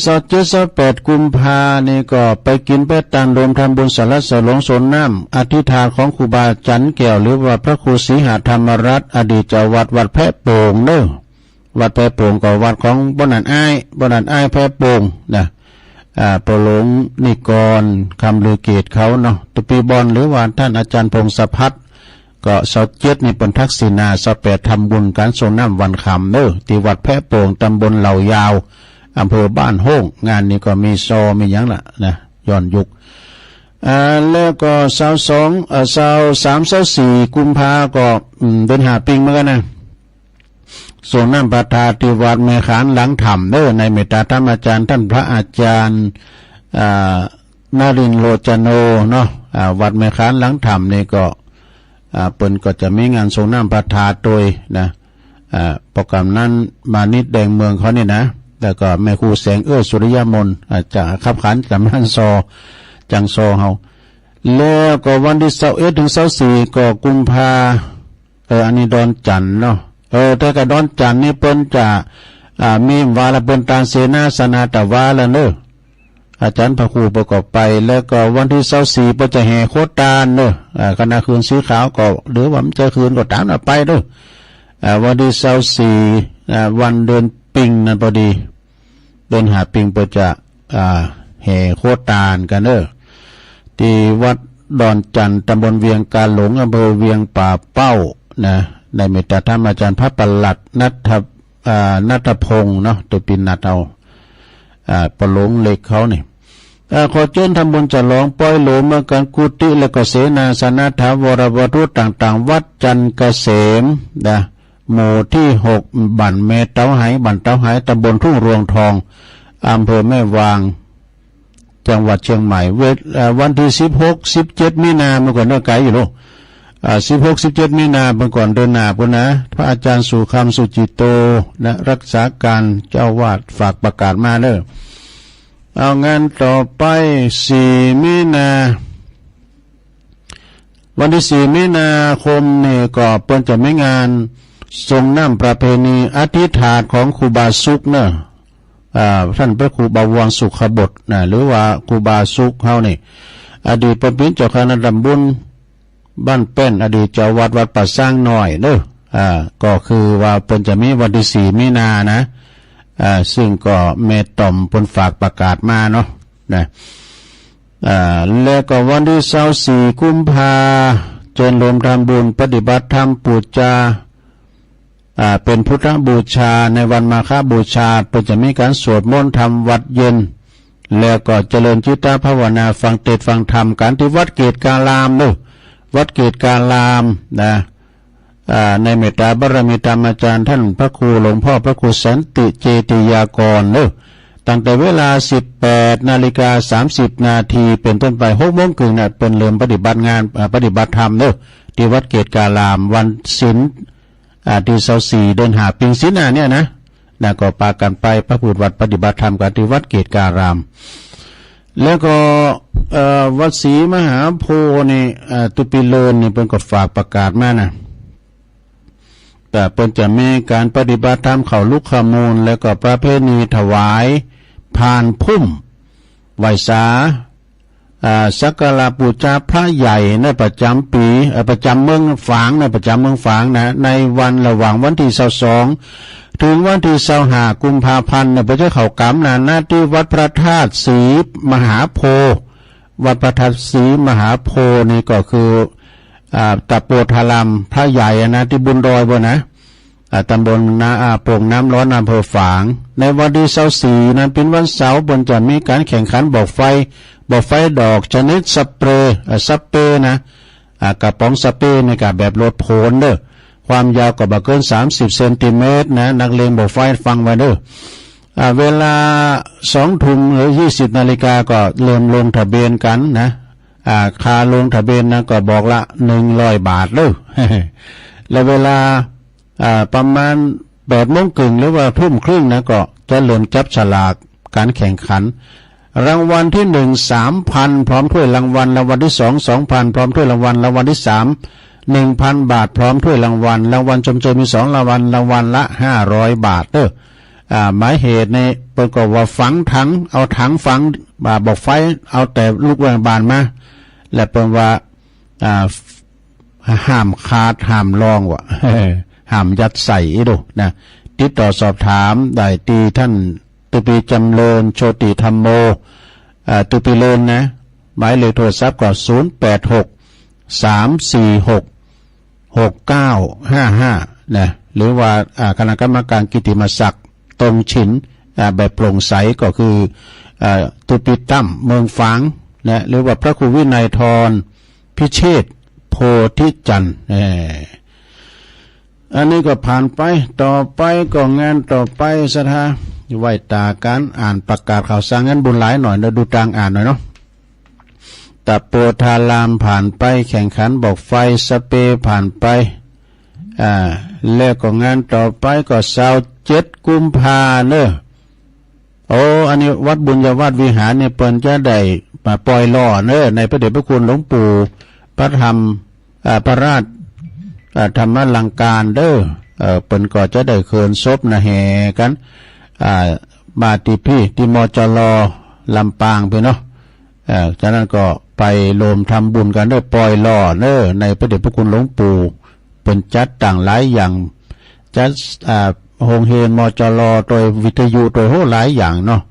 อายุเพิ่นก็เก่า10 ปลายแล้วนะ27เนี่ยเพิ่นจะเริ่มลาพระศาสตร์เนาะที่วัดบุญญาวาส1 มีนาคมนี้ก็มีงานประจำปีส่งน้ำพระธาตุประจำปีวัดสันควงคำวัดสันควงคำนี้ตั้งอยู่ตำบลท่าวังพร้าวอำเภอสันป่าตองในเมตตาบารมีธรรมอาจารย์พระครูสาธรวิรกิจเจ้าคณะตำบลท่าวังพร้าวเจ้าวัดวัดสันควงคำตุปิการเขาเลยในวันที่1 มีนามีวันเดียว1 มีนานะก็มีคณะจังซอจากคณะผ่องพันแม่แตงซอวันคำเนอะก็ไปกินไปตานกัน งานต่อไปงานฉลองสมโภชปล่อยโลงเนอะอบรมสมโภชปฏิบัติธรรมศาลาปฏิบัติธรรมแล้วก็อบรมศาลากรรมฐานด้วยนะแล้วก็อุโบสถมหาอุดพร้อมโดยเสนาสนะภายในวัดณวัดดอนน้อยวัดดอนน้อยตำบลแม่แรงอำเภอป่าซางระหว่างวันที่8 ถึง 10 มีนาเนอะเดือนหน้านะ8 ถึง 10 มีนานะบนสร้างอุโบสถกรรมหยังก่อนต่างๆเสนาสนะรวมแล้ว10 ล้านปลายซะนะ10,130,000 บาทเนี่ยในเมตตาบารมีธรรมอาจารย์พระครูวิมลสุตตาพรเจ้าคณะตำบลแม่แรงเนอะเจ้าคณะตำบลแม่แรงเพิ่นก็จะมีขึ้นในระหว่างวันที่8 ถึง 10เนอะยังไกลอยู่ก็จะประกาศถึงวันอาจารย์พระครูเพิ่นฝากประกาศมาเนาะ23-24 กุมภาเนี่ยเพิ่นก็จะมีงานหาปิ้งเนอะเดินหาปิ้งมาครับปูชาทรงน้ำพระธาตุประจำปีจัดประจำปีของวัดท่าช้างอำเภอแม่วางเนอะปุณตาจ้างทุงปี้ปุณนะคุณแม่สุทัศน์ดีมูลฝากประกาศมาเนอะ23-24สิรินินจะก็6 ปิ้งก็หาได้สิริมังคลาจารย์ก็ฟังคำก่อนเนาะ เดินหาปิ้งเหมือนกันเนอะหาปิ้งเหมือนกันก็ที่วัดหนองลั่วนี้ก็ตำบลยางครามอำเภอดอยหล่อก็จะมีงานประเพณีส่งน้ำพระธาตุเจดีย์ไวยสาบารมีครูบาอาจารย์มาชโยเนอะอดีตเป็นเจ้าอาวาสวัดหนองลั่วนะก็ในระหว่างวันที่23-24 กุมภาพันธ์วันมาฆบูชาหาปิ้งเหมือนกันเนอะก็จะมีการเจริญพระพุทธมนต์สืบจัตตาหลวงแบบล้านนาโดยณวิหารหลวงของวัดหนองลั่วในอาจารย์ท่านพระครูท่านพระพงเทพวชิรนันโทนะตุปิบอนเนอะรักษาการเจ้าวาดเราฝากประกาศมานะ28-29 กุมภาก็จะไม่ได้ลืมเรื่องงานประจำปีจนรวมทำงานทำบุญทรงน้ำพระธาตุประจำปีทรงน้ำพระพุทธรูปพระบรมธาตุและอนุสาวรีย์ของอดีตเจ้าอาวาสมีครูบาเฮือนศิริวิชัยโยครูบาท่านพระครูพิพัฒน์จันทวงศ์เนี่ยอดีตเป็นก็อดีตเป็นเจ้าอาวาสวัดสันเจดีย์ริมปิงนาดีวัดสันเจดีย์ริมปิงตำบลหนองปลาสวายอำเภอบ้านโฮ่งเด้อนะ28-29ไปเดินนี่แหละนะสิ้นเดินในบดีนะ28-29ในเมตตาธรรมอาจารย์พระครูอินทวันที่ภากรเจ้าคณะตำบลหนองปลาสวายแล้วก็เจ้าอาวาสวัดสันเจดีย์ริมปิงเด้อมีมหรสพชมฟรีตลอดงานเด้อวัดเขาก็ว่ากันว่าวัดหนองปลาสวายความจริงเป็นวัดสันเจดีย์ริมปิงเนอะถ้าสันเจดีย์ทางพี่ก็ยางส้ม สันเจดีย์ยางส้มมีทางพี่ทางน้ำเพอพระพี่นะตุลุงทัดหรือว่าท่านพระครูเนี่ยก็ลืมเป็นรองเจ้าคณะอำเภอละนะเดี๋ยวนี้ตุลุงทัดเนี่ยเป็นรองเจ้าคณะอำเภอบ้านโฮ่งนะวัดสันเจดีย์ยางส้มเนาะ 16-17 มีนาบุญอันนี้ไกลอยู่นะเปิดก็จะมีการจะร้องหอไตรเสนาสนะภายในวัดณที่วัดพุทธนิมิตรอำเภอจอมทองเนอะในเมตตาบารมีธรรมหลวงพ่อพระครูอินทยานรังสีที่ปรึกษาเจ้าคณะอำเภอจอมทองนะเจ้าอาวาสวัดพุทธนิมิตรเนอะวันที่16นะก็โคตรตาลเขา17ก็เป็นวันถวายตาลเนอะก็จะไปลืมนะหลายจอมต้องเนี่ยได้นะเฮาไปตังลองปะนั้นนะวัดพุทธนิมิตรนี่หลวงพ่อในบนต่างโรงเรียนในวัดนะโตจบไปหลายหลุนเป็นเจ้าคุณมนนายเป็นนายอำเภอเป็นสจสก็มีนะลูกศิษย์ลูกหาเปิ้น แต่นั้นก็ไปรวมฉลองที่วัดพุทธนิมิตรเด้อ16-17 มีนา26 กุมภานะไก่มาแล้ว26 กุมภาก็67เนี่ยนะก็เจริญรวมทำบุญทรงน้ำพระธาตุเจดีย์วัดคำแม่ตำบลโขงเป้าอำเภอจอมทองซึ่งตรงกับเดินหาเหนือแฮม2 คำเด้อ26 กุมภาเด้อที่วัดคำแม่หิมหุ่นตั้งนะที่เจดีย์ถาดเป็นงามสุ่มประตูเปิดก็งามรถลุงข้างต่างลายกันเขาโน้เงือพอนะครับเจดีย์เปิดก็งามสุ่มประตูเปิดก็งามนะในเมตตาธรรมหลวงพ่อพระครูวิมลจันทรังสีเจ้าคณะตำบลโขงเปาเนอวันที่26 กุมภา ทำงานหนึ่งนี้ก็จนรวมทำบุญเนาะอันนี้วัดดอนจันทร์ก็ประกาศไปแล้วเนาะเพิ่นมีซอมีฟ้อนโดยแล้วก็รำวงคณะแม่ข่าวโตนด้วย1-2-3 มีนาก็บ่ได้ลืมเด้องานประจำปีของวัดพระพุทธบาทผาหนามเพิ่นจะเปลี่ยนผ้าครูบาเด้ออำเภอลีพุ่นนะครูบาเขาปีน่ะครบวันละ1-2-3 มีนา3 วันก็เด้อคุณมาเป็นเลื่อนหมื่นนะเนี่ยคุณนักคุณหลายเด้อครูบาเขาปีเนี่ยเป็นสร้างโฮงเฮนสร้างเสริมพยาปัญญาละอ่อนเนาะทรัพยากรบุคคลครูบาเจ้าศิวิจัยเป็นประครูเป็นสั่งวัดสั่งว่าเป็น200 กว่าวัดแพทตะโกงหงสาบุนะก็จะไม่ลืมเลย1-2-3 นะมีนาไปรวมทำบุญเปลี่ยนผ้าครูบาเขาปีที่วัดพระบาทผาหนามอำเภอลีนะในเมตตาธรรมของครูบาดอนเขาเนาะ4 มีนาก็บ่ได้ลืมนะประกาศให้พ่อครูโอนให้หน่อยนะปุดต้น4 มีนาแฮปปี้เบิร์ธเดย์เนี่ยวันเกิดแฮปปี้เบิร์ธเดย์ของพ่อครูโอนนะที่เมตแตงปุ่นนะ จะถึงวันเกิดครบรอบปุ่นนะแล้วก็วันที่12 เมษายนงานประเพณีวันกตัญญูหลวงปู่ครูบาอินนะที่วัดใหม่หนองหอยเนอตำบลยางครามสันติสุขสมาธิตำบลสันติสุขเนอในเมตตาธรรมอาจารย์พระครูสังวรญาติกิจ12 เมษายนเนอก็ไปปะกันกุปีตุลุงก็ไปช่วยงานกุปีเนอ12 สิงหาไปปะกันวันกตัญญูหลวงปู่ครูบาอินโทที่วัดใหม่หนองหอยไปพอวิหาร2 เจ้นบรรณรงค์เนอมีลิฟต์ขึ้นด้วยนะอันนี้เป็น1ในอำเภอดอยหล่อเป็น2ก็คือวัดม่อนห้วยแก้วนะอันนี้ก็ไปกินแบตานกัน18-19 อันนี้เมษายนนะปีใหม่แล้วเนอะจนรวมทำบุญจะร้องป้อยหลงห้องครัวนะศาลาห้องครัวที่วัดฉางเข้าน้อยเหนือช้างเข้าน้อยเหนือในเมตตาธรรมอาจารย์ท่านพระบดีกาไพฑูรย์ขันติทโรตุปีทูลเนอะเป็นก่อเจ้าตำรับนำพริกตาแดงนี่โตนำพริกตาแดงเป็นลำไหมเนอะแล้วเป็นนำมาแจกกู้บาอาจารย์นำพริกตาแดงไปเอากับแคบมานำเหมาะเพราะว่าเป็นผลิตขึ้นเองนะพันเองเป็นหนักเป็นต่ำคุณเดียวเวลาว่าครูบาอาจารย์ไม่งานไต่เนื้อก็เอาผู้นี่เป็นพิศาลาบอกไฟเอาผู้ไปจี้กั้มบนนะแล้วไปมีโครงเสียงด้วยเอาโครงเสียงไปจ่วยวัดวาอารามต่างๆตัวปีไพฑูรย์นี่เป็นคุณที่จ่วยเหลือสังคมเนี่ยเป็นตัวหนุ่มตัวน้อยบทสกฐินปีแล้วได้2 ล้านปลายก็มาแปลงห้องครูเนี่ยจะปล่อยลงละนะ18-19 เนเมษา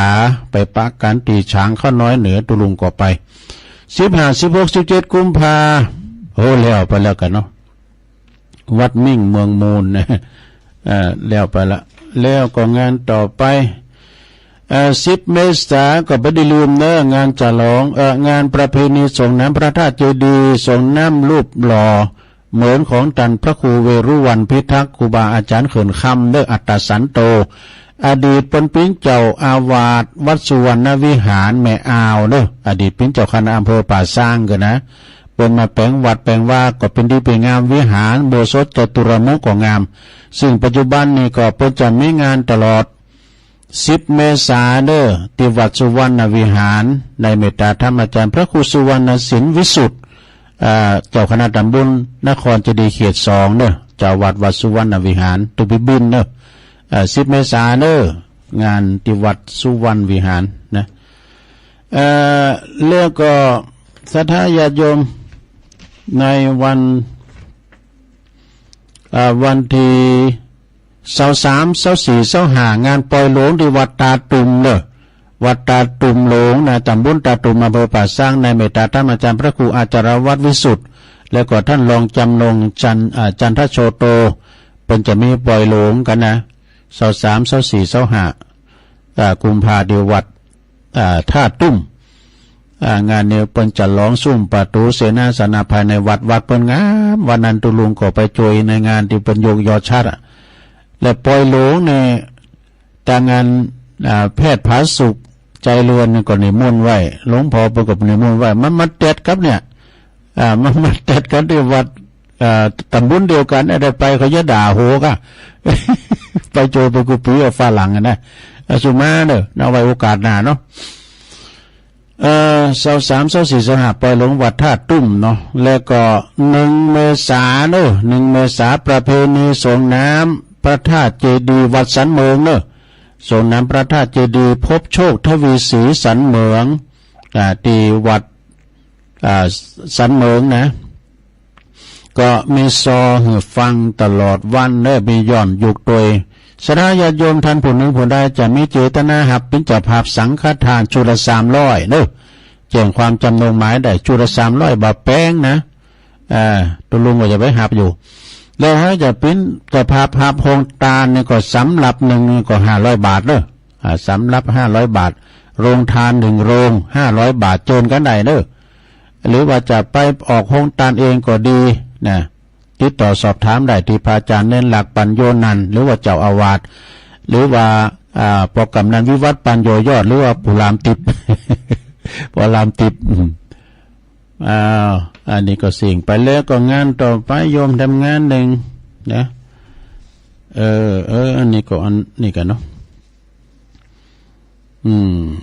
อันนี้ก็ฉลองอายุวัฒนมงคลหลวงพ่อพระครูสุจิตานุรักษ์6 รอบเนาะ72 ปี51 พรรษาเด้อและจะทำบุญเสนาสนะตัวเขาจะไปกันวันที่20ก็ไปพักนอนกันที่วัดปางปอย21ก็ปากันไปตานกันวันที่21เนาะเกมรถเกมคุณเด้อทำงานหนึ่งก็วัดทุ่งโป่งแต่ว่าตุปิโอมบาดิกากฤษกรเปิดมามปะตุลุงสกรรมตุลุงไปเป็กตุอันนี้ฝากไว้ที่ประตูนะฝากประกาศด้วยงานประเพณีส่งน้ำอนุสาวรีย์ครูบาจักอินทจักโกอดีตเจ้าวัดทุ่งโป่งตำบลเหล่ายาวอำเภอบ้านโฮงเนอะก็เพิ่นจะมีขึ้นนะเนื่องในงานประเพณีส่งน้ำอนุสาวรีย์ครูบาจักอินทจักโกอดีตเจ้าวัดทุ่งโป่งณสถานที่วัดทุ่งโป่งตำบลเหล่ายาวอำเภอบ้านโฮงในวันที่17 มีนาเนอะ17 มีนาพอดีเนอะก็ตรงกับคืน8 ค่ำเดือน6นะเวลาก็ตามสะดวกในเมตตาธรรมอาจารย์พระสมุเมธีทิติโกเจ้าอาวาสวัดทุ่งโป่งเนาะประลงงานค่ำเขาเนี่ยฝากประกาศมาทำงาน1 วัดดงนิมิตน้ำดิบน้อยอันนี้เพิ่นก็จะมีงานจะร้องระหว่างวันที่15 16 17เนอะจะร้องวิหารแบบล้านนาทรงแบบล้านนาแล้วก็ทรงหอทรงน้ำทาตัวแล้วก็สิง2 ตัวตัวแบบปูตัวนอนเสียงไปแล้ว13 ล้านปลายโยมนะ13 ล้านปลายก็บัดนี้ก็การคือสั่งหางแปลงก็เป็นปริโยสารปริปุนังก็จะร้องกันละ ในระหว่างวันที่15 16 17เนอะที่วัดดงนิมิตรนำดิบน้อยตำบลนำดิบอำเภอป่าซางในเมตตาบารมีตามอาจารย์เจ้าอธิการพิเชษสิริพัทโทตุพิเศษเฮาเนาะเจ้าคณะตำบลนำดิบพร้อมกับตุปีเอ็มซาวปหลวงโอนเขาวัฒนาเนาะปนนั้นน้อมเขาเนี่ยโอ้หลายทันปอเสียวซับปอเสียวไส้เขาปอเล่งท้าเขานะปอเล่งสายเขาเนาะไปกินไปตานกันเด้อสถาถ้าว่าขาดตกบกพร่องอันใดก็สุมาอภัยกับศรัทธากับครูบาอาจารย์ด้วยเด้อโอ้เวลาก่อนไล่มาเนาะเดี๋ยวตุลุจะตักตังลายสักหน่อยนะศรัทธาก็มีตักตังลายนะลุงเลินพรหมมาแบน หมอตอกสินบั่นป่าบอกก็งามเนาะตักมาแล้วก็มีนวลนิชาวชาติฟังอยู่แล้วก็มีโยมก่อนกำมลจากหนองหานสันทรายนะแม่หลวงสายฝนจันกุลณะน้องผักขาวแม่หลวงสุมาลังกาพินอยู่วุ่นป่าห่าเนาะตำบลเมืองจีฟังอยู่เน้อเจ้าบรรจงกันทับวงเน้อ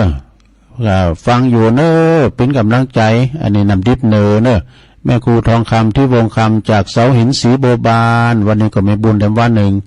แม่พลอยนิทานทำเริงตีสองมนดีมีคติสอนใจอีกะกับนักใจกันพงกะอันนี้มนเนอมนฟังอยู่เนอเนี่ยกำลังลุกเนอแม่ชีกันดิสายะเนี่ยกันดิสายะจากเว้งป่าเป่าฟังอยู่แม่คุณแม่สิรินทิพย์บุญเลิศฟังจากกรุงเทพปุ่นเนอะนะแม่สวยไล่กิติวงศ์นำดิบน้อยเด้อเจริญปอนเนาะแม่จันสมตัวแล้วก็ตุปิชาเด้อวัดปัตตานไหวสานะครับเด้อยมยุพินหอมอลาเป็นน้อยฟังจากแม่โยกเนื้อกลางเวียงเจียงใหม่แม่ครูเกษณีเนื้อฟังอยู่แม่แรมก็ฟังอยู่เนื้อหรือว่าแล้วก็อันนี้พี่น้องจากโบกก้างสันกำแพงนะแล้วก็โยมสุทัศน์แม่สุทัศน์ดีมูลนี่จบการตักตังลายเอาละตอนนี้เปลี่ยนบรรยากาศเลย6 นาทีโอ้ข่าวสารงานบุญมืนไปหน่อยเนาะโทรมาไดเนอร์ตอนนี้นะ0899556506เจริญปอนราชการเจ้าหลวงพ่อกฤษหลวงพ่อกฤษเนาะอากาศเย็นจะด้วยแล้วนะปางโม่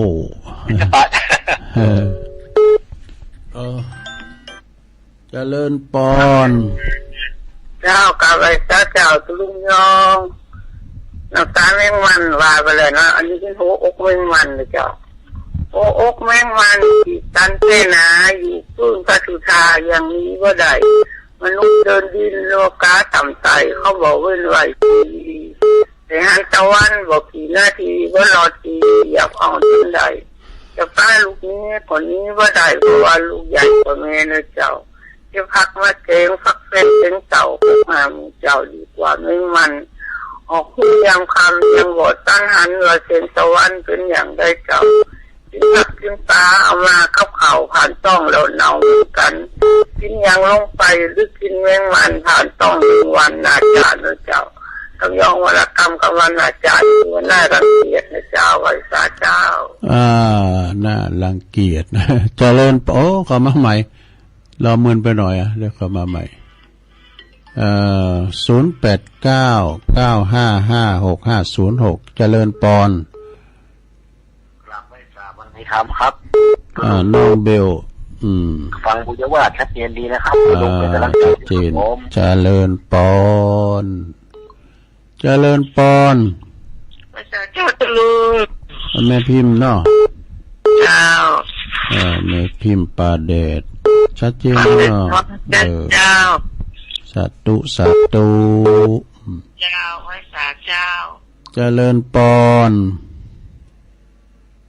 เจริญปอน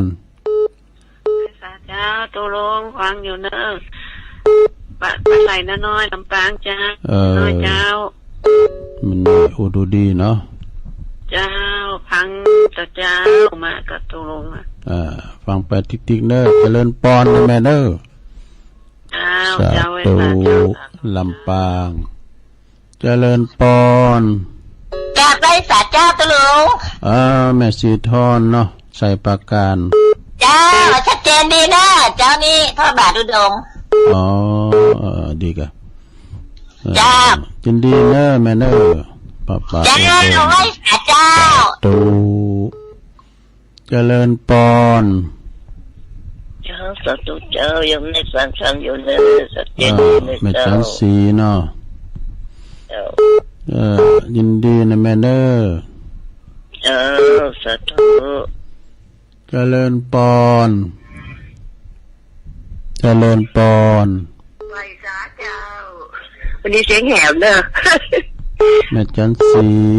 เจ้าแม่ฟังอยู่เนอะกันพี่น้อยบันดอนบุแลลูกผู้ทัดกับประกอบลายเนาะเน้นจานเจ้าบัดกอกเนาะเจ้าไม่ฟังอยู่เนอะเขาเจ้าเขาตุหัดตาด้วยหัดดีเนอะตุมันของตุอาจารย์กันดีเนอะตุว่าอันก็แม่วันเขาก็ทัดฟังนั่นมาเสียมเขาน่ะพี่น้องบันกอกก็ฟังกันหลายเจริญปอนเจ้าไม่สาวเจ้าตะลุงฟังอยู่เนอะผู้สาวเจ้าตั้งมาติดตามมาละแล้วปอนหลายรอบแล้ววันนี้ให้กำลังใจก็ลุงเนอะยินดีแม่เนอขอบใจเจ้าเป็นสาวคุ้มตะวันเจริญปอนภาษาเจ้าตะลุงนันอุ้ยอินเนาะเจ้าฟังแต่เมื่อตะแรกมาเนอะแต่ทำ7 โมงเนอะใจยัดตั้ง7 โมงเนอะตะลุงเนาะใจยัดตั้ง7เจ้าไม่สับเสมอเนาะไหวซาเจ้าเป็นกำลังใจตะลุงนะเจ้าสาธุสาธุเจริญปอนเจริญปอนแม่ปานีแม่ปานีเจ้าตั้งแต่เจ้านั้นนะเจ้าเย็นเลยนะเจ้าจะสาธุเนกำลังใจนะเจ้ามอแม่มาวเจริญปอนกราบภาษาตะลุงเจ้าโยมพรจ้าโยมพรเนาะเจ้าฟังตะลุงอยู่เนอะยินกำลังใจตะลุงเจ้าขอตะลุงมีสุขภาพแข็งแรงสมบูรณ์เนอะเจ้าปัดเสาเนาะเจ้ากราบภาษาเจ้ายินดีเจ้าสาธุสาธุมึนไหนก็มาหยอดให้เตอดึงเองกันเนาะ0899556506นะเลยทำหน่อยหนึ่งแต้มสักสาย2 สายฉะนั้นก็ศรัทธาญาติโยมแต่โทรกันก็โทรเข้ามาได้อยู่เนอะ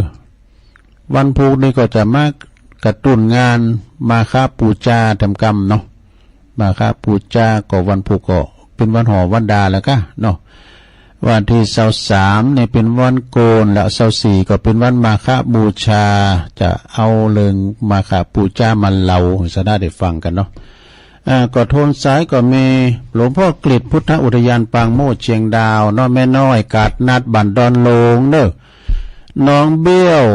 น้องเบี้ยวฟังจากลำปางแล้วก็แม่ทิมบันปาเดชเนอะแม่น้อยอุดดีบ้านไร่น้อยจากลำปางแม่สีทอนหนองบัวไซประการแม่จันสีสุขาแจ่งหัวลิ้นฝางแม่จันสีบ้านมะกอกนะอุสาวคุ้มตะวันนะเมืองวะพุ่นลงเหนือพุ่นนะแม่อินอุ้ยอินเนอะอุ้ยอินมาสาบเสมิงแล้วแม่ปราณีมานิจรมอแม่มาวโยมพรจากปัดเสานะได้โลนพอดีตะลุงนำรายการจากลาศรัทธาไปก่อนเนอะอยู่ดีมีสุขผูกเจ้าปักกันใหม่จงดีมีใจเหมือนกันจุโกนจุตันเนอจัตตาโลธรรมาวัฏันติอายุวันโนสุขังปะลัง